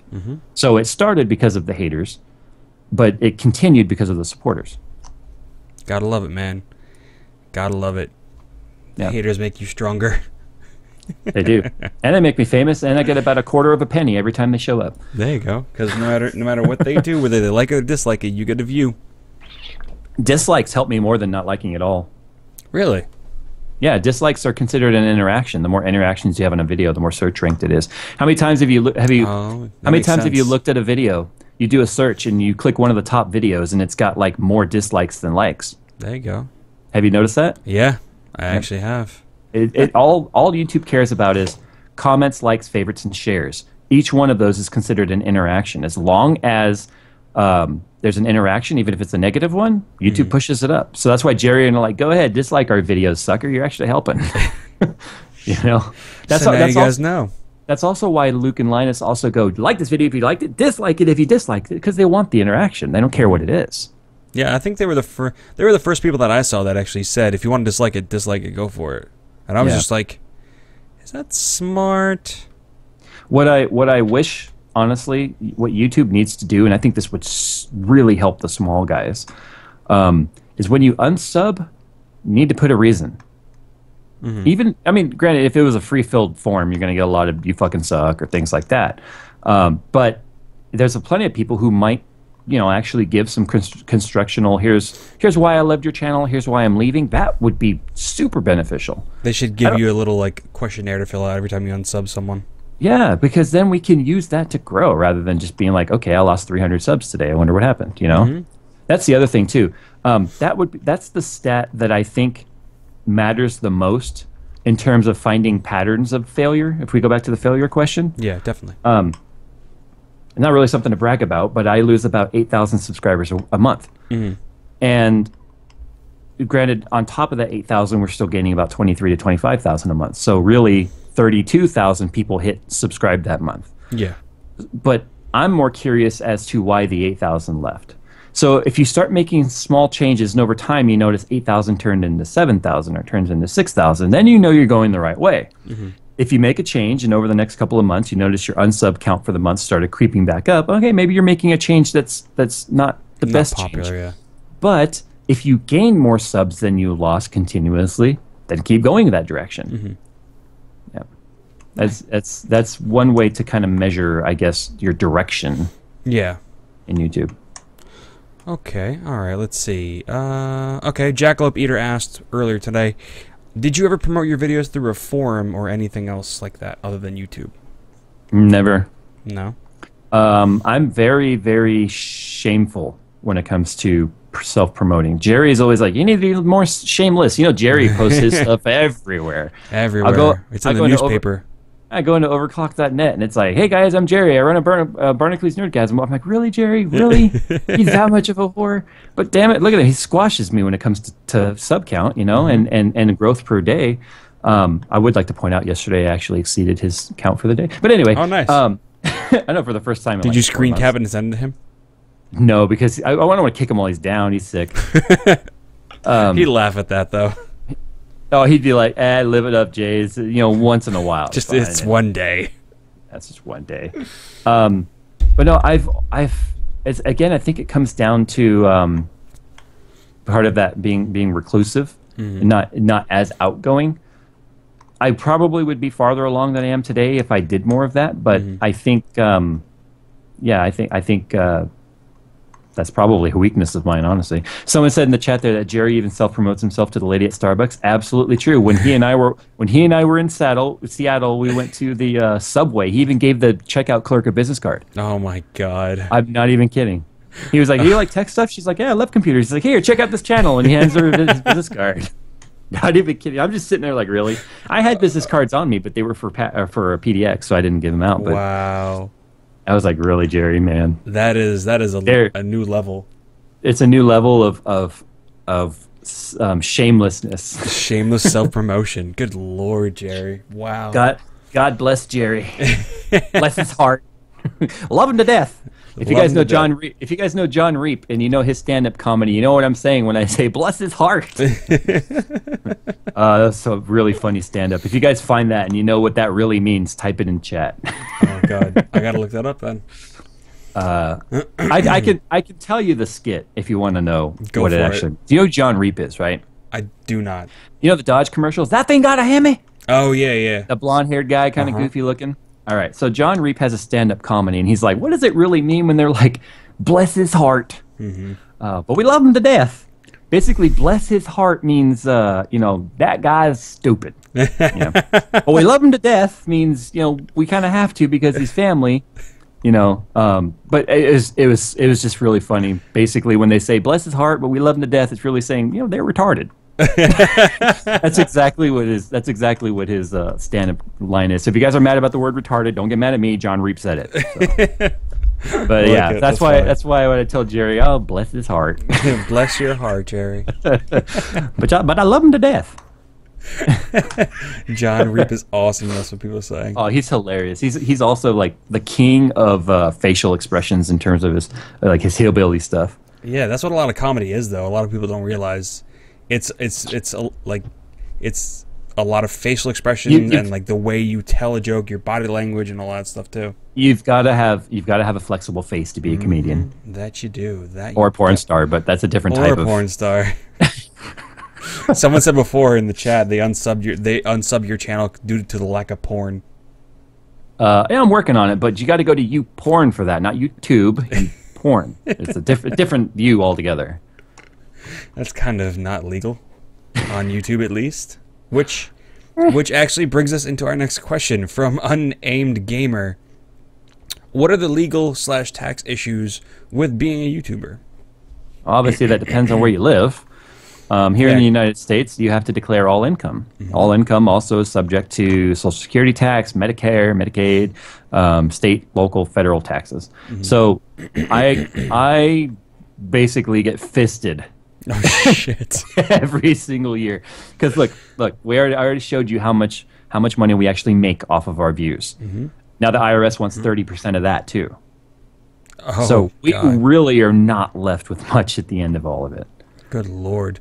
So just imagine all those other YouTubers that make, 6 figures because they have a couple million subs. The IRS must love them. The more money you make, the higher bracket you are. That's why smart YouTubers spend their money in business accounts, investments, and IRAs. You've got to protect that money. This was something I learned while really studying finances last year when I was getting out of debt. Why do you think I'm buying shit all the time? Yeah. For the business, on the business account. Why do you think I bought a new camera, a new tripod, a new camera rig, new, microphone system? Why do you think I spent $9,000 alone in 2014 on just camera gear and microphone equipment and stuff? Because it's write-offs. It's a business expense. If I just sit with all that all that money in the bank, it's just there waiting to get eaten up. Why do you think at the end of the year LMG spends their profits? Oh yeah. I don't know if you knew that. Linus has mentioned it before. He's like, oh, it's the end of the year. We got a blah, blah, blah. It's like on a vlog he was doing last year. They were buying up like new equipment for people. And he was doing bonuses and stuff because you also get hit hard on your profits. That is insane. See, it's not all sunshine and rainbows being a YouTuber. Look. I was having a conversation with someone about this today, actually. In terms of, oh God, what is the word? What is the word? I don't know a whole lot about education. I'm not a brat person. Oh man, why can't I remember this? Okay, so you can actually qualify for a degree purely based on career experience, right? So you can actually get a degree by working. It takes longer and harder. A YouTuber, here's what you are when you're a YouTuber when you start making money. You are the cameraman. You are the editor-in-chief. You are the talent in front of the camera. You are the maintenance guy. You are the accounts receivable, the accounts payable, the tax person, the bookkeeper, the marketing person, the advertiser. You are all of these different things. Making the video is the easiest thing I do. Everything else takes up way more time. So when people are like, "Oh, Jay can bang out a video in 4 or 5 hours," that's nice. But do you know how many hours I spend throughout a day responding to emails, correspondences, doing my books, my taxes, my receipt calculation, all of my expenses? It is way more than people will ever expect to do when it comes to YouTube. That's why overnight success is a terrible thing for some people. Oh yeah, because they can't handle it. They can't handle it. Some people are like, I wish I could wake up tomorrow and have 500,000 subs. You know, you would probably find yourself fetal position sucking your thumb in the corner because you wouldn't know how to handle it. Because you'll be fine all year long going, yay, money, yay, money, yay, money. And then April 15th comes around and the IRS goes, hey, you owe us $46,000. Yeah, well. Yeah, that'll be not fun. So I got a question. How long does it take you from getting a product to watching the comments roll in? How long does that usually take you? What do you mean? Like your whole process from getting the product, how long you take to review it, doing a regular video, editing, all that stuff, and when you just sit there and just watch the comments roll in. How long is that whole process for you? It could be. We'll say on a regular like case review, and just like a case review and a GPU review. A GPU review takes a lot longer than a case review, unless I'm doing a build out in the case. For the GPU, I've got to find overclocking potential, stable overclocks, then do all the different benchmarking. If it crashes, it's like, okay, I've got to redo the clocks, I've got to redo all the benchmarks again. I would say it takes 2 days, 2 solid 8-hour days worth of working just to get the video ready and edited. It takes me longer to get to the product than it does to actually do the video. Like poor Sapphire Ed, I've had his 290X 8GB card now for 3 weeks, almost 3 weeks. There are so many people in chat that would murder you for that card. I don't get to keep it. I'm sending it back to him. Even still, they would still murder you for that card. Sorry, the wife just told me she's going to bed, so I'm texting her back. It's okay. Got some good questions. Yeah, honestly, too, even if Ed had said that I could keep the card, I probably wouldn't have. I mean, do you know how bad my GPU shelf makes me feel every day? Oh yeah, I can only imagine. Yeah, I've seen pictures of it. I'm just like, oh god. It makes me feel bad, but I don't feel bad about the fact that I'm putting a whole 7 GB of 970s inside the SIM tray. Hashtag shots fired. That's so good. Jesus. I lost the question I was going to ask just now. Can I respond to everyone asking about the Titan X? Please go for it. Yeah, I even brought that up to you before. Yeah, guys, there will not be a satire video this time around, unfortunately. NVIDIA is very closely watching, obviously, and I don't want to burn that bridge. Yeah, so. But we don't know much about it, anyways, do we? There's a lot of question marks on their little their little lineup. But I am having a meeting with NVIDIA on Friday the 13th. A little scared. So yeah, here's the thing. I asked them. I said, "Hey, do I get to do a review of this? Because I'm in pretty tight with their head of GeForce." His response to me was, "Are you having a private meeting with us on the 13th? Because they hire an agency to handle all the scheduling. Yeah. When they fly down to LA because they're not from here." So when I asked him if I get to do a review, he asked me if I was coming down in person. I'm assuming there might be an in-person handoff of one. So I will be doing a real review of the Titan X. Unfortunately, there won't be a satire video. So you know what that means, don't you? We just need to find something else to rage about. Oh yeah, that's gonna be. So many people think those videos are real, though. They're entirely satire. In fact, I was coached by Boogie on those videos. And he's like the king of satire. Everything he does is satire. It's beautiful. Yeah. Titans are dumb, Cell says. Yeah, I see that. All right, so another question. How long did it take for you to get your first sponsorship from Hunted Rabbit? You have to. Okay, I need a definition as to what sponsorship is. I still don't consider myself "quote unquote" sponsored. Basically, to when someone pays you money to roll an ad at the front of your video. See, that's not sponsorship, in my opinion. That's business. Mm-hmm. See, here's what sponsorship is to me. Yeah, what would you consider sponsorship?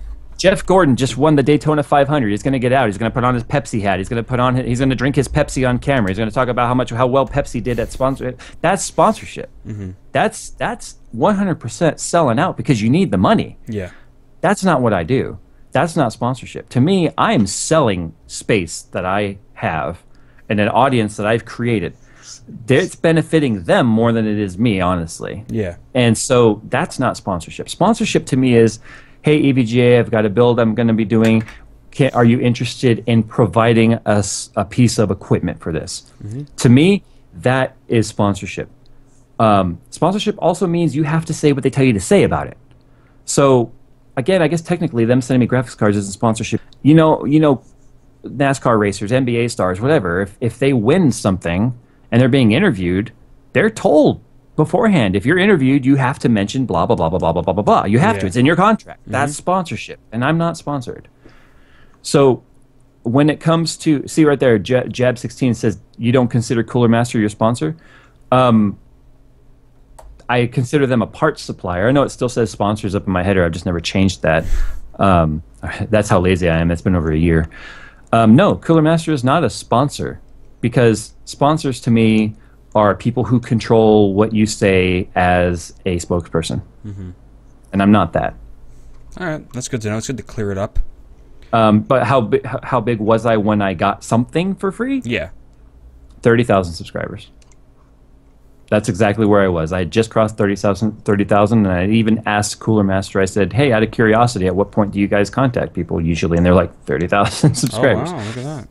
So it has to be a large enough audience for some of the advertisers for it to make sense. There's other brands, too, where they legitimately don't care how big you are. It's more about the personality they want to attach themselves to.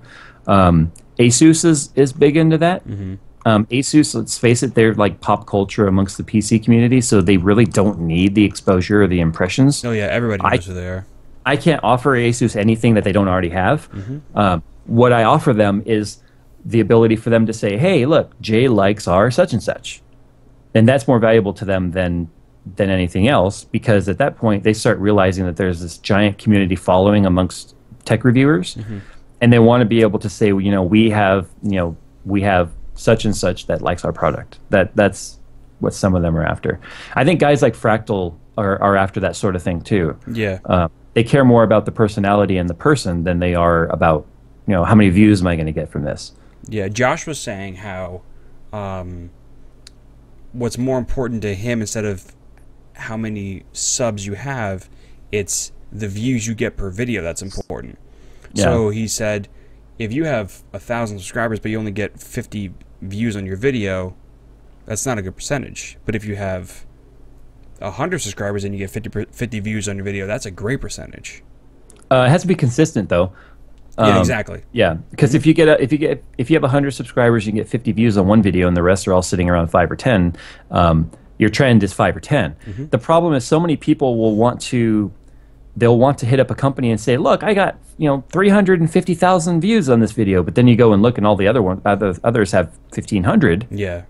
They're not going to pay attention to that 300. They're going to be like, oh, look, you had like a one-hit wonder. You're kind of like a rock group that got one popular song. And that's it. Right. So, you have to know that these companies are going to investigate you. They're going to. You know why? Because they have to answer to somebody. Yeah. I got a question. And again, about the sponsorship thing, yeah, people were pointing out, but Jay, it says sponsored up in your YouTube header. Yeah, I know. I need to fix the graphic.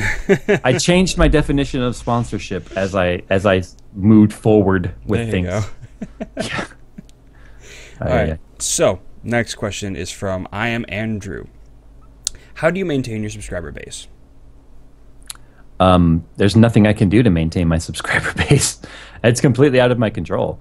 I just have to keep putting out content and doing it my way, not letting anybody influence the way I do things, and then hope they stick around. That's the honest answer. Like I said, I lose 8,000 subscribers a month, and I want that number to be lower. Yeah. So, but the thing is, like I mentioned earlier, I have no idea why they unsub. They're just gone. Yeah. So I can't change anything because I don't know why they're gone. And you're not gonna message everyone and be like, "Why did you leave me?" Oh God, no. It's funny though. You know how I maintain my subscriber base? Are you ready for this? This is going to be an answer you're not going to expect, and it's I'm waiting it's for not it. something I'm ever going to do. If I want to lose less subscribers a month, I quit TikTok. Oh, really? I lose more subscribers. I lose double the amount of subscribers on Thursday than any other day of the week. Do you know why? Because I'm able to speak live Speak freely. and people sometimes don't like the things I have to say. Oh, that makes sense. In fact, full screen, my partner recommended that I quit TikTok. Wow. And I basically recommended that they go jump in a lake. Wow.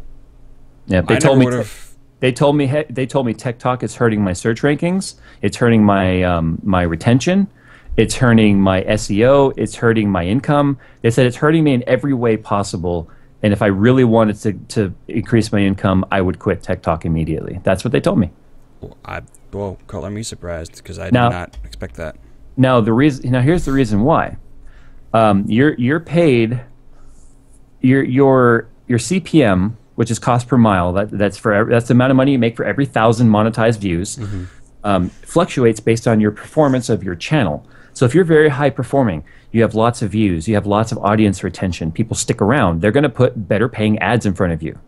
If you are not, you are going to put lesser paying ads in front of you because they have to also go to these advertisers and say, hey, look, such and such, we'll put your ad in front of this channel. You have a potential of getting, well, in this case, only 761,000 views, but because they can see if the ad was served. They know just exactly how many people are using AdBlock. So what they recommended is, look, Jay, you stream for an hour and a half. You only put up 12 videos a month, and those 12 videos are only about 12 minutes long. If you look at minute for minute, TikTok alone for an hour and a half, 4 times a month, makes your retention 8%. So TikTok costs me money.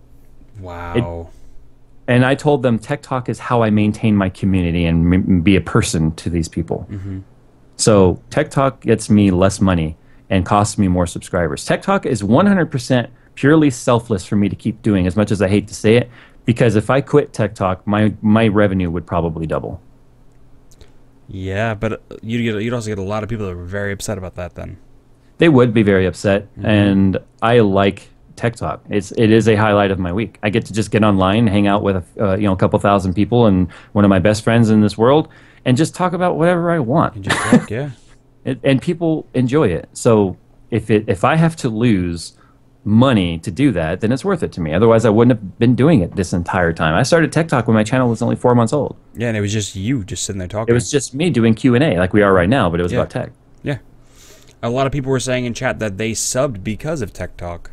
I believe it. I believe it. TikTok's a big deal to me. I have toyed around with the idea of making a dedicated channel for it. And Jerry and I both talked about this. That way, one, it could be monetized on its own. He and I could split that, and then my channel would stop taking such a huge hit. But again, I don't want to deal with trying to build up another channel, even if it's just for a podcast. Someone asks in chat right now, would you ever consider switching TikTok to Twitch? No. And my next question is, why YouTube? Because that's where my audience is. I'm not a Twitch streamer. I'm a YouTuber. There's a very clearly cut, defined line between the two. A Twitch streamer is generally not popular on YouTube, and vice versa. Yeah. There's plenty of people who have very successfully cross-promoted themselves on both platforms and maintain both. YouTube is where my audience is. That's my platform. Do you think that if you ever did switch it to Twitch, that you would lose people that watch it or gain people that watch it? I would lose people. Yeah. I would lose people. People beg me to go to Twitch all the time because of the fact that YouTube blocks a lot of stuff in other countries, especially Germany, when it comes to live streams. But my audience is YouTube. I don't know how else to really put that. I have no intentions of becoming partnered with Twitch. I have no intentions of becoming a game streamer. That's just not enjoyable for me. My gaming and stuff like that, even, first of all, live streaming a podcast like the WAN show on Twitch is technically against terms of service, first of all. I think they changed it now. Because now they have a like for this example, right? Wait, let me stop you real quick. Go for it. Adam JP Tech says people follow Linus from YouTube to Twitch all the time. That's if you've looked at the numbers though, Linus gets what? 6,000 live viewers on Twitch. Something like that, yeah. If he switched, and I don't know why he doesn't, but if he switched WAN Show to live streaming to YouTube, oh my God, he would be get like 20. Oh, I'm guessing 30. He would have 30,000 live viewers. Do you know why? Because and I know you can do this with Twitch, but on YouTube, you can make it so that when you go live, that little suggested video that pops up in the bottom of your video turns on to your live stream. So it says, "Hey, Jay's live streaming right now." Yeah, definitely. When you've got our 12 million views a month, there's a lot of people who could potentially come over to his stream. Well, Jay, he moves it over to YouTube anyway, monetizes it in the end. Then why put it on Twitch to begin with? He's not even a Twitch partner. Yeah. So why? And it'd be so easy. Like, I think I was talking about this with Josh because we're talking about partnerships and stuff like on Twitch. For you, for Jerry, and Linus, for you guys to get a partnership would be an email. That's it. Because no, it's not. I got turned down. I tried. When there was talk of Twitch being bought by Google. Were you over 100,000 subscribers at that point in time? Yeah, I was like 145. Oh, because I know that they wanted me to guarantee them that I was streaming at least 3 nights a week, and I'm like, peace out. That's why. Because if you can do that and you have over 100,000 subscribers, they give you a sub button just like that. Unless we start getting 10-day weeks, it's impossible for me. 10-day weeks. Yeah. I'm pretty sure a lot of people would love 10-day weeks. That'd be amazing. Oh, if only those 3 extra days were on the weekend, then yeah. Oh, God. Yeah. So, Jimish, I'm not going to say the rest of your name because I can't pronounce it.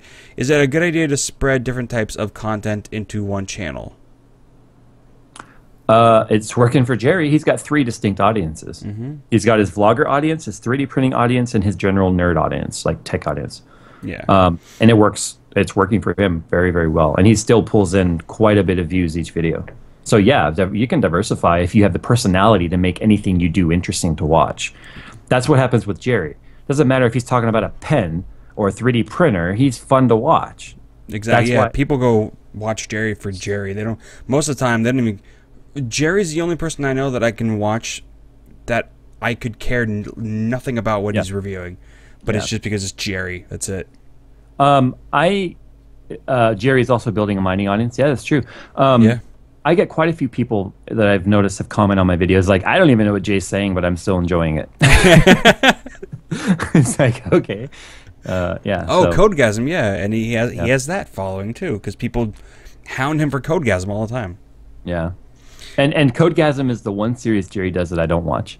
Oh, really? Because I don't care whatsoever about programming. I work for a software developer, and at the end of the day, I don't want to watch about more software development. There you go. But that question was kind of what Code 10 asks, because Code 10, he says, what do you think about mixed media channels, gaming and tech reviews? People beg me to game. Because you used to, because that's what you started off with. But I had more time then too, yeah. and unfortunately, it's so terrible to say, but unfortunately, when you run out of time, the fun stuff is sacrificed. And YouTube's still fun, but the gaming time, the time I used to spend gaming, are now spent, doing my ad reports and all that stuff. That's the other thing I forgot to tell you guys is that not only do I have to do all of this stuff to run my business, I also have to provide reports on the things I get paid to do, like the ads.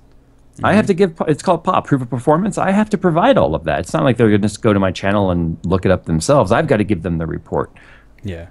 So I've got to do all of those analytics and by manually as well. So the only place I could find time to get all of that stuff, the only place I could find time to do all that stuff was my gaming and my sleep, which wasn't healthy either. And you need sleep. Yeah, the brain just needs to be wet. I don't even know what that means. But I don't know what that means either. I'm trying to figure that out. The brain needs to be wet? What? Is that a thing right now? I don't know. The brain needs to be wet, J 2015. It's not all of it needs to be wet. All right, another question. Tech-ick. Sure, we'll go with that. How do you get motivated to put up videos? I have a lot of ideas, but just no motivation. I love gaming, tech, and making videos. So what are some ways that you get motivated back? Motivation back, I'm sorry. My motivation comes from my large social media it's easy to get motivated now. Back in the beginning, I only did 1 to 2 videos a week, period. I know sometimes it seems like I'm back to that right now, but one a week was my minimum. 2 was my maximum. That was it. So you spent enough time in between to where you could prepare for your next video, or just start craving making a video again. If you don't find yourself sitting on the couch watching a movie and thinking, man, I would love to be making a video right now, then I don't know what to tell you, because that's the way it works for me. Another good question, AIO Factory asked, what did you find the hardest to learn in the beginning? Editing, video work, any prior experience before that? I used to run the AV team for my middle school and my high school, so the videography, the editing, and all of that stuff was supernatural. I had already supernatural, not ghostly, but like supernatural for me. Maybe in a supernatural way too. I don't know. I just loved it. See, I've said this before on a Tech Talk. I feel like I had a missed calling in life, and YouTube is sort of filling that in a way where the one thing as a kid I loved doing so much was movie making. I used to make my own little home movies. Get your minds out of the gutter.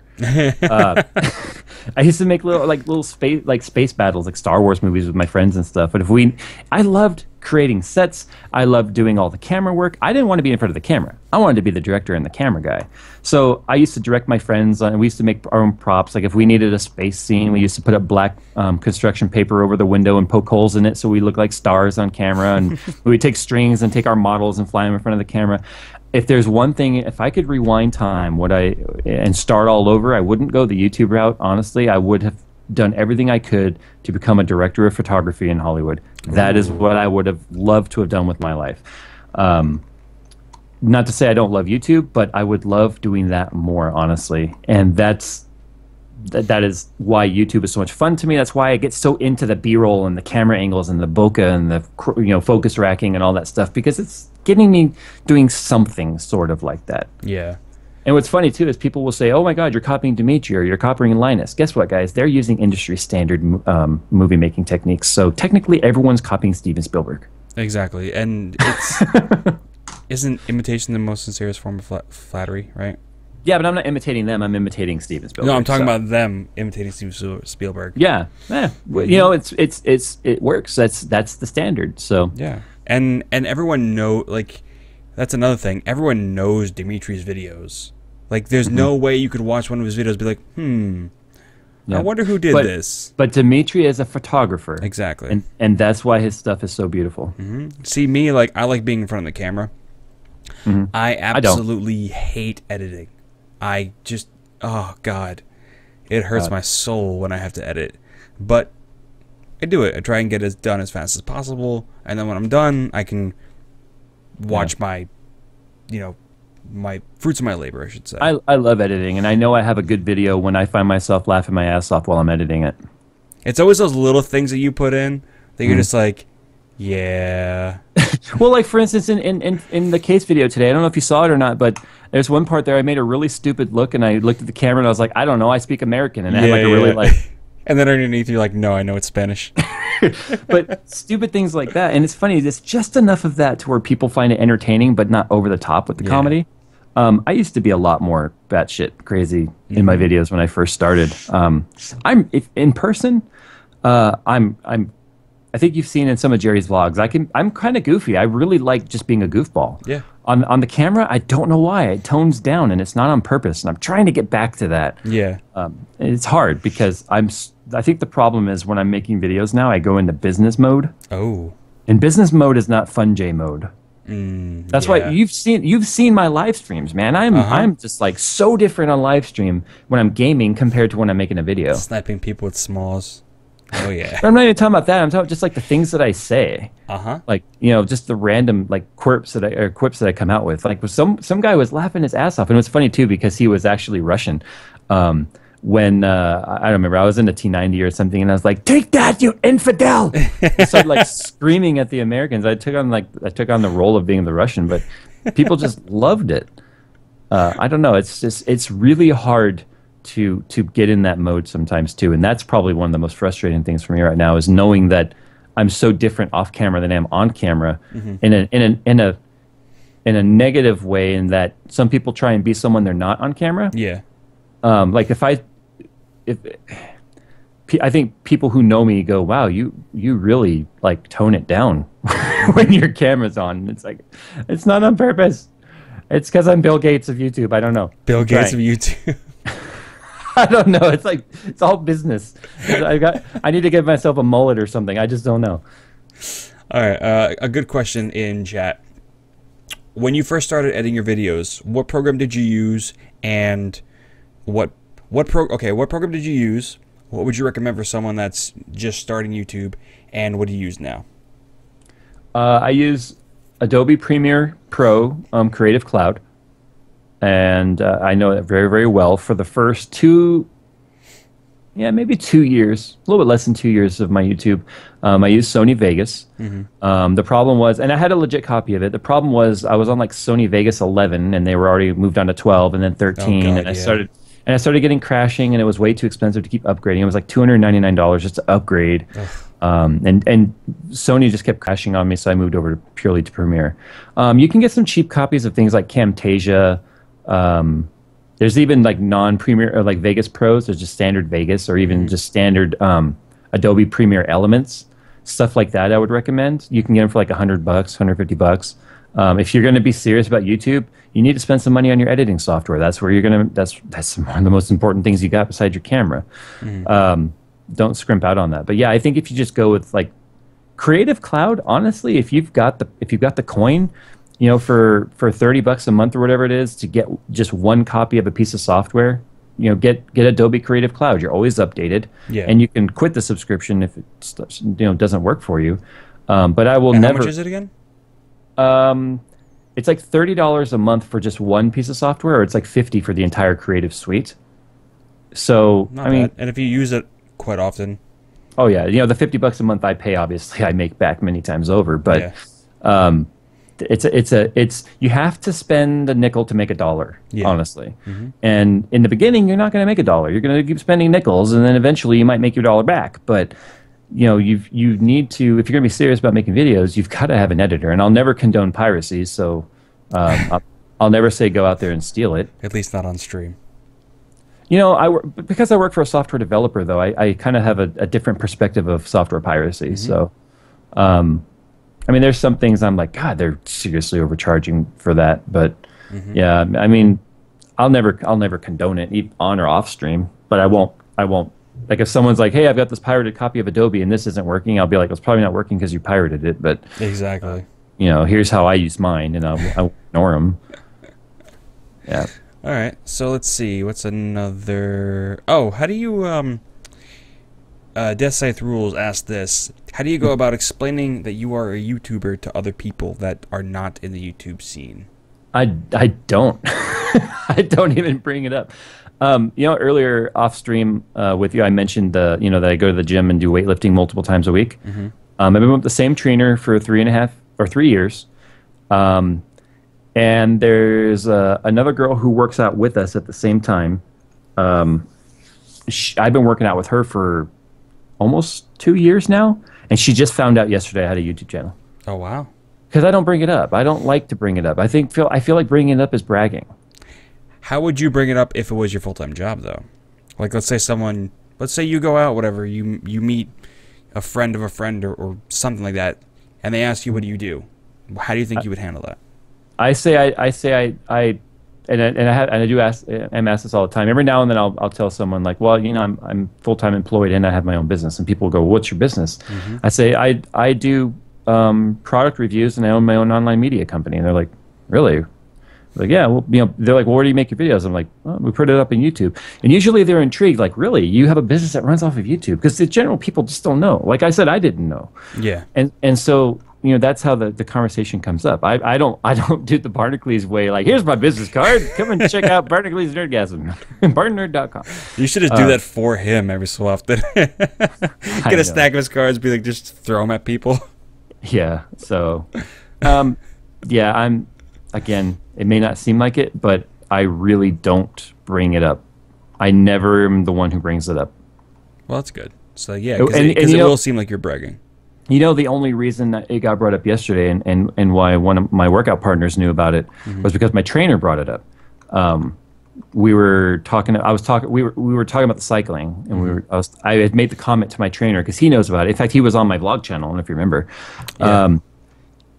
I had mentioned to him. I said, I think this is working this time around with the weight loss is because I have so many people pushing me. And he was like, oh yeah. And he looks at the girl and he goes, oh yeah, did you know how big of a following this guy has? And I was like, oh great. Oh, Here we go. Great. Yeah. So I told her and she's like, what? She's like, so I'm like working out with a celebrity? I'm like, hardly. You're like, no. I told her, I said, but did you know who I was before that? She's like, well, before this, no. And I'm like, then I'm not a celebrity. Exactly. Yeah. If people don't know you without you saying it, then you're not a celebrity. No.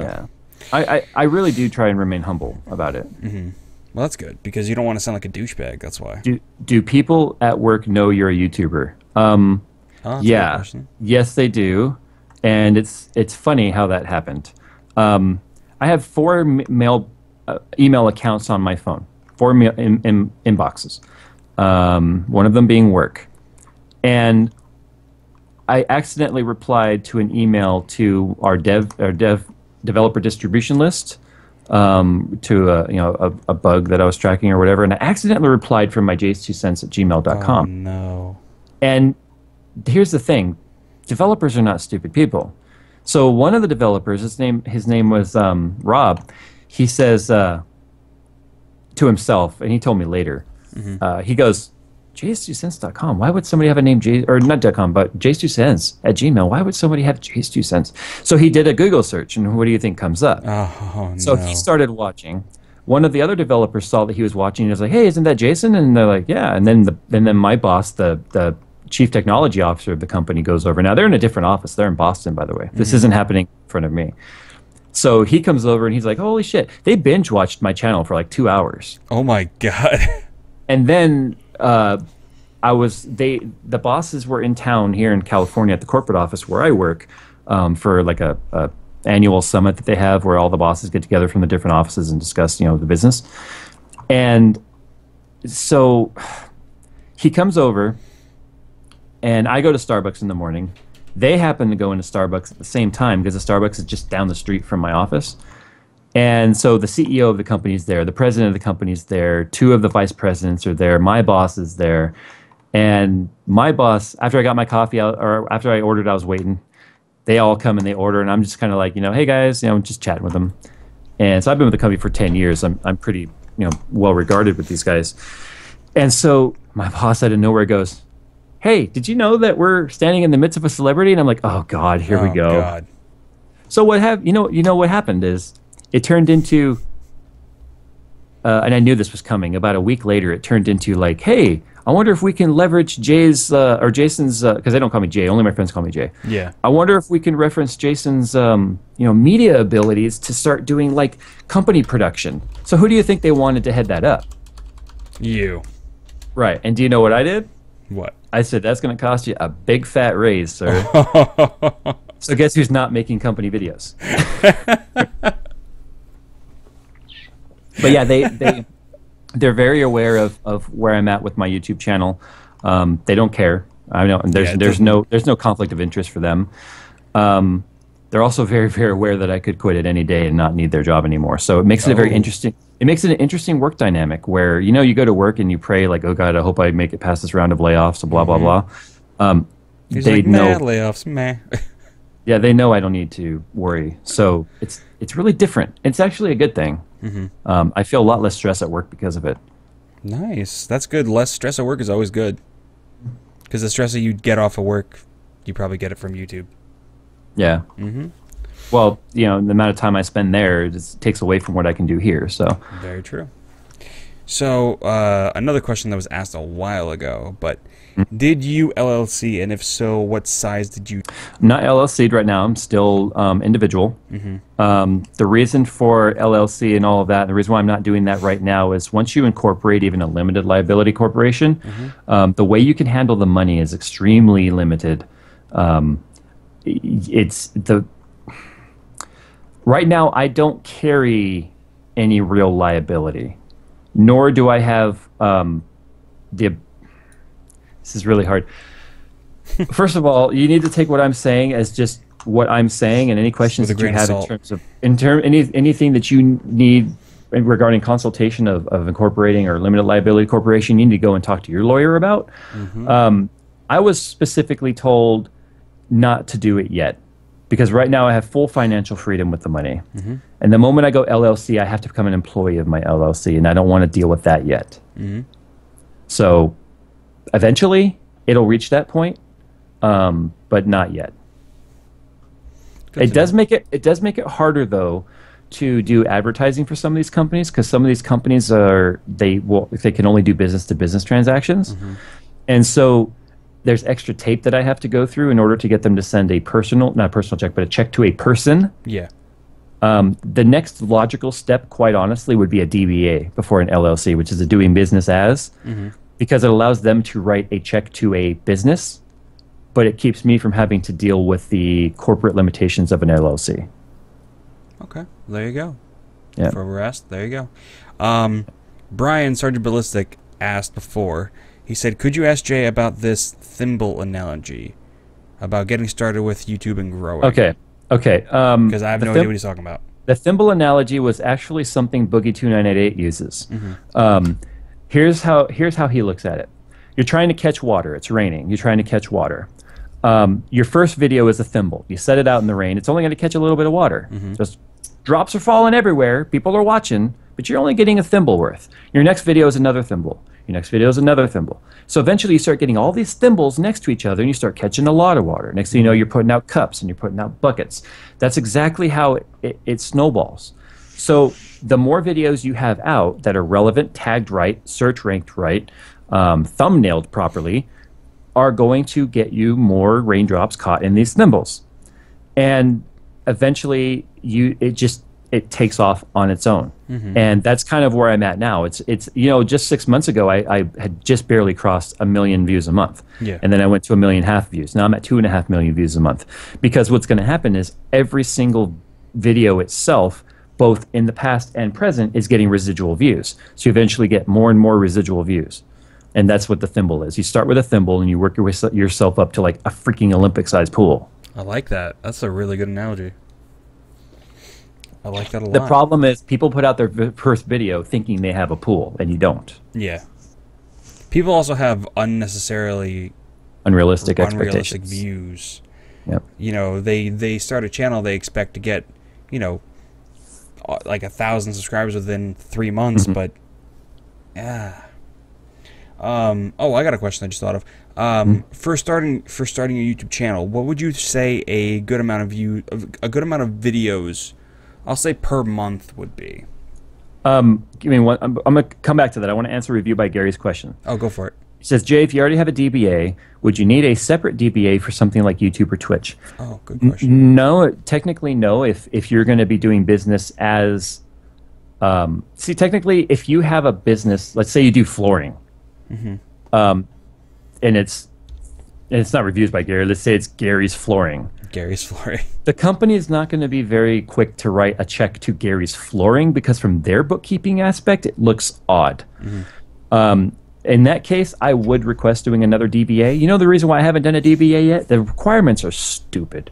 You have to put like a consecutive ad in the paper for like 4 weeks straight advertising your intent to DBA. Okay. Where I'm at, and I don't want to take the time to write up the ad, put it in the newspaper, put my name and all that stuff in there, because it just seems stupid. Why should I have to put a newspaper article out saying I'm going to DBA? Not only that, I have to put all of my full disclosed information. There's a lot of viewers in my area. Wow. So I'm torn on how to do this. Well, yeah, because you're in the center of everything, aren't you? Yeah. Like you're not the first from Newegg, are you? Right. Well, I'm more east from them, like 30 minutes. But yeah, I was riding my bike around my own neighborhood the other day and got spotted by someone. Oh my god. Yeah. Didn't someone come to your house or something like that? No one's come to my house, but people already know if they come to my house where my wife and my 2 children are, they're not going to be met with a happy J. Yeah. Even if you're there to say how much you love my channel, I don't care. You don't come to my door. Yeah, there's boundaries. There's boundaries. I don't even know like how you would even fathom that someone coming to your house like that. It's happened to I can imagine. Yep. People love Boogie. Yeah. I don't know. Okay, so what was the question you asked? Oh, the question I was asking for a new YouTuber, what's the average amount of videos you would recommend them to start off with, like per month, instead of if they can't do like, we'll do per month because that'd be slightly easier. Like I said earlier, minimum of 4 and a maximum of 8. That's 1 to 2 a week. Okay. All right. Maybe do one week, 2 the next, one week, and then you have 6.